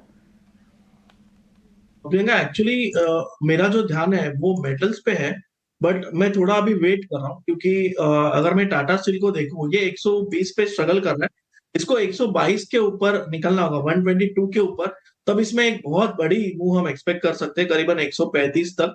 तो मैं थोड़ा इसको रडार पे रख रहा हूँ, बट वेट कर रहा हूँ। और अगर मेटल में किसी को इस लेवल में इन्वेस्ट करना है तो एक स्टॉक जो मुझे डेफिनेटली आउट परफॉर्म करता हुआ नजर आ रहा है वो है जिंदल स्टील। 680 के ऊपर है, यहाँ पे आप 665, 665, 660 का भी स्टॉप लॉस रख सकते हो। और मुझे लग रहा है ये स्टॉक अब 720 से लेके 730 के लेवल्स के लिए तैयार हो रहा है। ओके, ठीक है, जिंदल स्टील आपको पसंद आ रहा है। मेटल काउंटर्स पर यहाँ पर आप राय देंगे, ठीक है। एक बार आज इंटरेस्ट रेट सेंसिटिव स्पेस पर देखना होगा किस तरह का इम्पैक्ट पड़ता है, लेकिन बैंक्स तो पहले चल गए थे, लेकिन फिलहाल शुरू में जो अभी ओपन होने के साथ ही मिड कैप PSU बैंक्स वो थोड़े जरूर नीचे है। बैंक निफ्टी इस वक्त आपको नीचे दिखाई दे रहा है और फार्मा स्टॉक से भी, रियल एस्टेट स्टॉक से भी अभी कोई बहुत बड़ी मूव नहीं देखने को मिली है। कुछ एक और शेयर भी है मेरी लिस्ट में जहां पर आज थोड़ी प्रॉब्लम मेरे को वापस से दिखने शुरू हो रही है। बाटा इंडिया के नंबर्स के बाद एक बार जय आप चेक करेंगे Bata India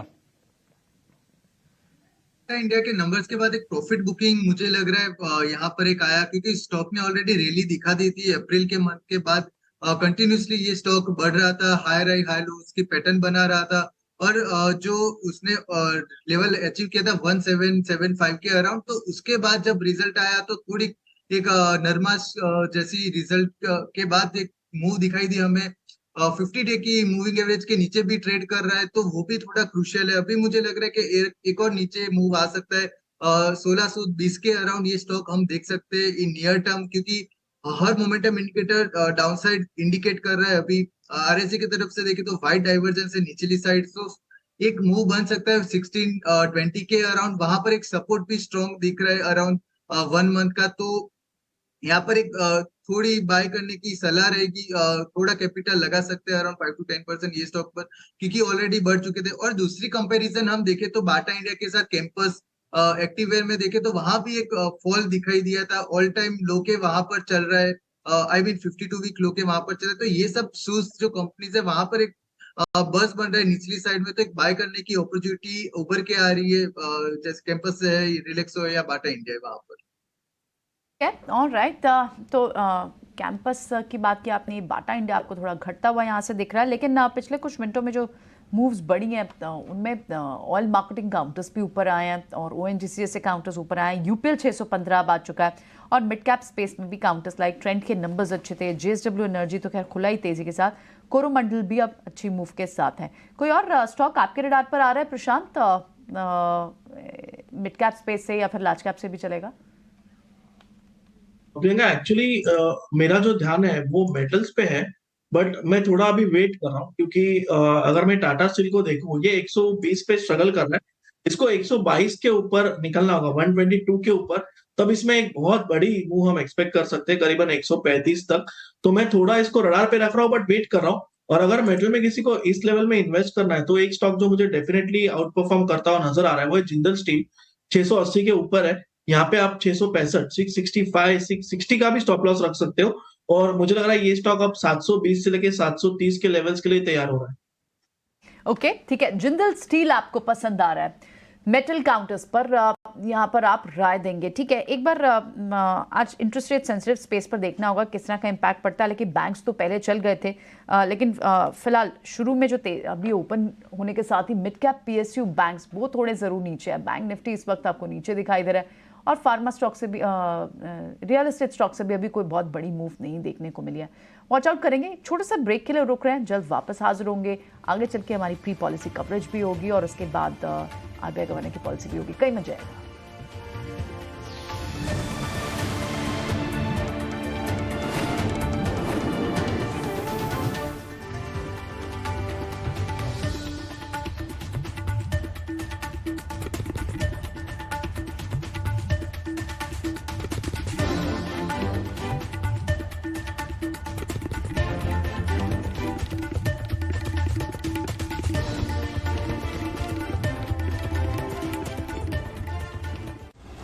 Presented by Canara Bank. Together we can.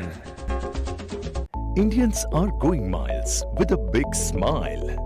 Boost your growth story with our corporate banking. Use our unmatched personal banking services, smart investment options, and a wide range of credit cards. Make your dreams a joyous reality with housing, car, education, and gold loan. Let's dream big. Join the vision of strong India. Canara Bank. Together we can.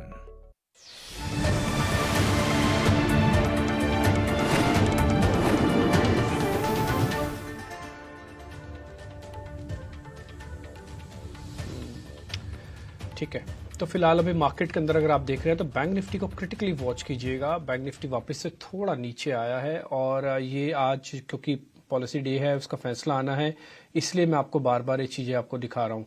अब आप एक बार Nifty 170 point की गिरावट है, 44,700 के आसपास है, ध्यान रखिएगा 44,500 का इसका सपोर्ट भी है। पुल बैक आया तो ठीक, नहीं तो ये ट्रिगर को लूज अगर कर दिया तो वापस अपने रीसेंट लो को टेस्ट करने के लिए भी पहुंच सकता है। मार्केट के अंदर दोनों तरफ के ट्रेडर्स को भी इंजॉय करना चाहिए। खैर मैं थोड़ा और आगे बढ़ता हूँ, एक दो शेयर और चेक करते हैं। आज सुबह एक फंडामेंटल कोल इंडिया पे हमको मिली थी। एक बार प्रशांत आप चेक करेंगे कोल इंडिया, ये नॉन पॉलिसी शेयर है एक्चुअली कोल इंडिया, और आप जरा देख के बताइए ठीक है क्या, इसको प्लस कर सकते हैं, मतलब थोड़ा रखें इन्वेस्टमेंट पॉइंट व्यू से। जी डिम्पी जी, सबसे पहले डिस्क्लेमर दूंगा, पर्सनल होल्डिंग और क्लाइंट्स को भी रिकमेंडेड है from a long term perspective. Very good dividend pair मेरे हिसाब से एक्यूमुलेट करना चाहिए। मोमेंटम कब आएगा? मोमेंटम आएगा जब ये 242 के ऊपर क्लोज दे दे। तो जिनको मोमेंटम चाहिए वो थोड़ा वेट करे, बट जो इन्वेस्टमेंट पर्सपेक्टिव से देख रहे हैं, मुझे लग रहा है राइट लेवल टू एक्यूमुलेट। एक स्टॉप लॉस क्या होना चाहिए? तो आपका स्टॉप लॉस होना चाहिए 222 क्लोजिंग बेसिस पोजिशनली। जब तक ये इंटैक्ट है आप इस स्टॉक को एक्यूमुलेट कीजिए, और 242 के ऊपर क्लोज हो जाए तो मुझे हैरानी नहीं होगी अगर आपको 10 से 15% की स्ट्रॉन्ग मूव मिल जाए। तब तक ये स्टॉक कंसोलिडेशन जोन में रहेगा, आप एक्यूमुलेट कर सकते हैं। ओके ठीक है, एक और शेयर है जो कि आज फिर से नोटिस करवा रहा है, वो है टाटा पावर। एक बार वापस से दिखाई टाटा पावर के पोस्ट नंबर्स, पहले भी ब्रेकआउट का कैंडिडेट था। किरण आप जरा इसको चेक कीजिएगा, पहले भी एक ब्रेकआउट का कैंडिडेट था लेकिन रुक सा गया था शेयर 230 से 240 के बीच में। फाइनली फिर से ब्रेकआउट हुआ है पोस्ट नंबर्स। अब ये 250 के लेवल को पार कर लेगा, शायद अर्निंग के लिए ही रुका हुआ था। सो जिस तरह के चार्ट पैटर्न हम टाटा पावर में देख रहे हैं, ऑलरेडी हमने सुबह हमारे क्लाइंट्स को रिकमेंड किया था बिकॉज ऑफ एक रेक्टेंगल पैटर्न ब्रेकआउट था। स्टॉक की अगर मैं लंबे समय की चार्ट की बात करूं तो एक inverted head and shoulder pattern breakout आपके चैनल के ऊपर हमने लास्ट वीक में डिस्कस किया था, समवेयर अराउंड 230 जहां पे ब्रेकआउट आया था। उसके बाद जिस तरह से 250 तक के चार्ट उन्होंने हाई बनाए थे, तो प्रीवियस एक रेजिस्टेंस भी था, लेकिन कहीं ना कहीं आज जिस तरह से एक फॉलोअप बाइंग आया है प्रीवियस ब्रेकआउट को रीटेस्ट करके, आई मीन 230 के लेवल को रीटेस्ट करके जिस तरह का फॉलोअप बाइंग आया है और जिस तरह के वॉल्यूम्स है, नॉन पॉलिसी शेयर्स है, लग रहा है कि ये फॉलोअप बाइंग कंटिन्यू रहेगा। कोई भी गिरावट आती है करंट मार्केट प्राइस से डेफिनेटली हमें लॉन्ग जाना चाहिए। इंट्राडे पॉइंट ऑफ व्यू 245 247 का हमारा टारगेट रहेगा, लेकिन ओवरऑल अगर कोई एज अ इन्वेस्टमेंट तरीके से बाय करना चाहे तो डेफिनेटली ले सकते हैं। We are expecting 270 target by maybe 1 month और मे बी 1.5 मंथ, तो काफी अच्छे ब्रेकआउट लेवल पे डेफिनेटली लॉन्ग करके जाना चाहिए। क्या वैरॉक इंजीनियरिंग के स्टॉक को लेके आइए आयुष मेहता, जरा चेक करिए वैरॉक इंजीनियरिंग में जो ब्रेकआउट जैसा मूव आज दिख रहा है, बाजार के खुलते ही बड़ा मूव, ये हमेशा नहीं दिखता है, बहुत कम स्टॉक्स में आपको दिखेगा, ये खुलते ही लोग पाइल अप कर रहे हैं लेने के लिए। कुछ इसके अंदर बड़ा लेवल आ सकता है क्या लग रहा है ये? हम देख रहे हैं अप्रोक्सीमेटली 15% आज इसमें मूव आ चुका है, 13% का मूव आ चुका है ऑलरेडी। एक अच्छा ब्रेकआउट दिया है स्टॉक ने। हमें जो इसमें ऊपर के लेवल दिख रहे हैं 410 के दिख रहे हैं। 410 पे एक बहुत बड़ा रेजिस्टेंस जोन है जहां पे हमें लगता है एक थोड़ा सा साइडवेज मोमेंटम आ सकता है। बाकी 410 के लिए इसको कैरी करना चाहिए और इसमें आपको एक ट्रेलिंग स्टॉप लॉस रखने की मैं आपको सजेस्ट करूंगा, जो होगा 375 का। अब भाई इंड्योरेंस टेक भी अच्छा चल रहा है, 1700 के करीब पहुंच गया है। जय जरा इसके लेवल चेक करके बताइए, इंड्योरेंस मजबूत खुला है क्या? ये भी इसी की तरह भाग सकता है सरपट? सरपट भागने के लिए रेडी हो रहा है सर। अभी लग रहा है कि पॉजिटिव क्रॉसओवर आएगा आरएसआई की तरफ से। सपोर्ट स्ट्रॉन्ग लेके बैठा था 21 दिन की मूविंग एवरेज पर। काफी दिनों से डाउन था और आज एक अपमूव दिखाया विद थोड़ा खासा वॉल्यूम भी है, तो मुझे लग रहा है ये इसमें ब्रेकआउट दिख सकता है। 1727 तक के लेवल हम देख सकते हैं जल्दी के दिनों में। तो एक दो दिनों की बात है, नेक्स्ट वीक तक मुझे लगता है कि 1727-30 तक के लेवल आ सकते हैं ये स्टॉक में। मोमेंटम अच्छा है यहाँ पर। इवन वीकली चार्ट में देखे तो यहाँ पर भी कंसोलिडेट हो रहा है बहुत टाइम से, तो ब्रेकआउट करने की देरी है ये स्टॉक में। एक बार ब्रेकआउट हो गया तो एक अच्छा खासा मूव देख सकेंगे। वीकली चार्ट पर हम बात करें तो एक दो महीने का अगर नजरिया हो तो अराउंड 1930 के अराउंड के लेवल्स भी हम ये स्टॉक में देख सकते हैं, बट एक दो महीने के नजरिए के साथ। जरा डाबर के चार्ट्स को चेक करिए, 580 के करीब आ गया है। क्या ये 600 के लिए तैयार हो रहा है?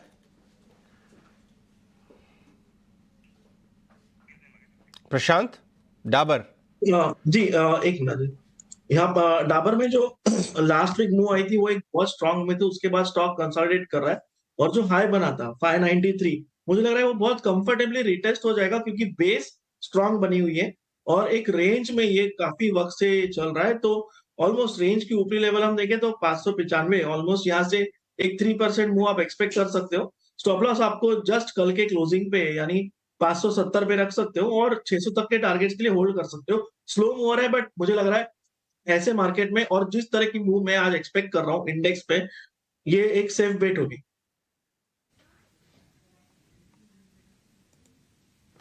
ओके ठीक है, एक सेफ बेट भी हो सकती है सभी शेयर्स। कुछ एक और शेयर्स पकड़ने की कोशिश करते हैं। यहाँ पे शुरुआती मूवमेंट ठीक है थोड़ा। डिलीवरी ये शेयर एक बार चेक करेंगे आप? खुश डिलीवरी का शेयर ये आज शुरुआत में ठीक है, पिछले 3-4 दिन से नोटिस करवा रहा है अपने मूवमेंट से और अपने प्राइजेस से। किरण एक बार आप चेक कीजिए तो डिलीवरी का शेयर ये 2% आज ऊपर है और खुलते एकदम से स्पीड से ऊपर आया है। इसमें कोई ट्रेड है तो फिर बताइएगा, नहीं तो फिर छोड़ देंगे। नहीं, डेफिनेटली इसमें हम ट्रेड ले सकते हैं। एक असेंडिंग ट्रायंगल पैटर्न और एक लंबे समय का कंसोलिडेशन पैटर्न ब्रेकआउट है, राउंडिंग बॉटम पैटर्न भी ब्रेकआउट है। So multiple bullish pattern breakout है। कहीं ना कहीं इसका जो मोमेंटम इंडिकेटर है वो भी बुलिश जोन के अंदर ट्रेड कर रहा है। तो मेरे हिसाब से डेफिनेटली कोई भी करंट मार्केट प्राइस से अगर लॉन्ग लेना चाहे तो कर सकते हैं, या कोई भी गिरावट आती है 425 420 तक की तो भी वो बाई ही रहेगा। और जो स्टॉप लॉस हमें मेंटेन करना है वो 410 का स्टॉप लॉस मेंटेन करना है। So overall risk reward point of view भी काफी अच्छा है, लेकिन इंट्राडे पॉइंट ऑफ व्यू से मैं रिकमेंड नहीं करना चाहता हूँ। I recommend as an positional bet. आप यहाँ पे एक आध महीने का टाइम दीजिए। स्टॉक में गिरावट आती है या मार्केट प्राइस से लॉन्ग है, रिपीटिंग अगेन 410 का हमारा स्टॉप लॉस रहेगा। और जिस तरह के चार्ट पैटर्न है कहीं ना कहीं प्रीवियसली जो उसके आईपीओ लोस थे 417 480 के आसपास, वहां तक ये स्टॉक जा सकता है। तो मेरे हिसाब से रिस्क रिवॉर्ड रेशियो काफी अच्छा है, रिकवरी ये स्टॉक दे सकता है। तो डेफिनेटली इसमें लॉन्ग करके जाना चाहिए, बट पोजिशनल वाइज।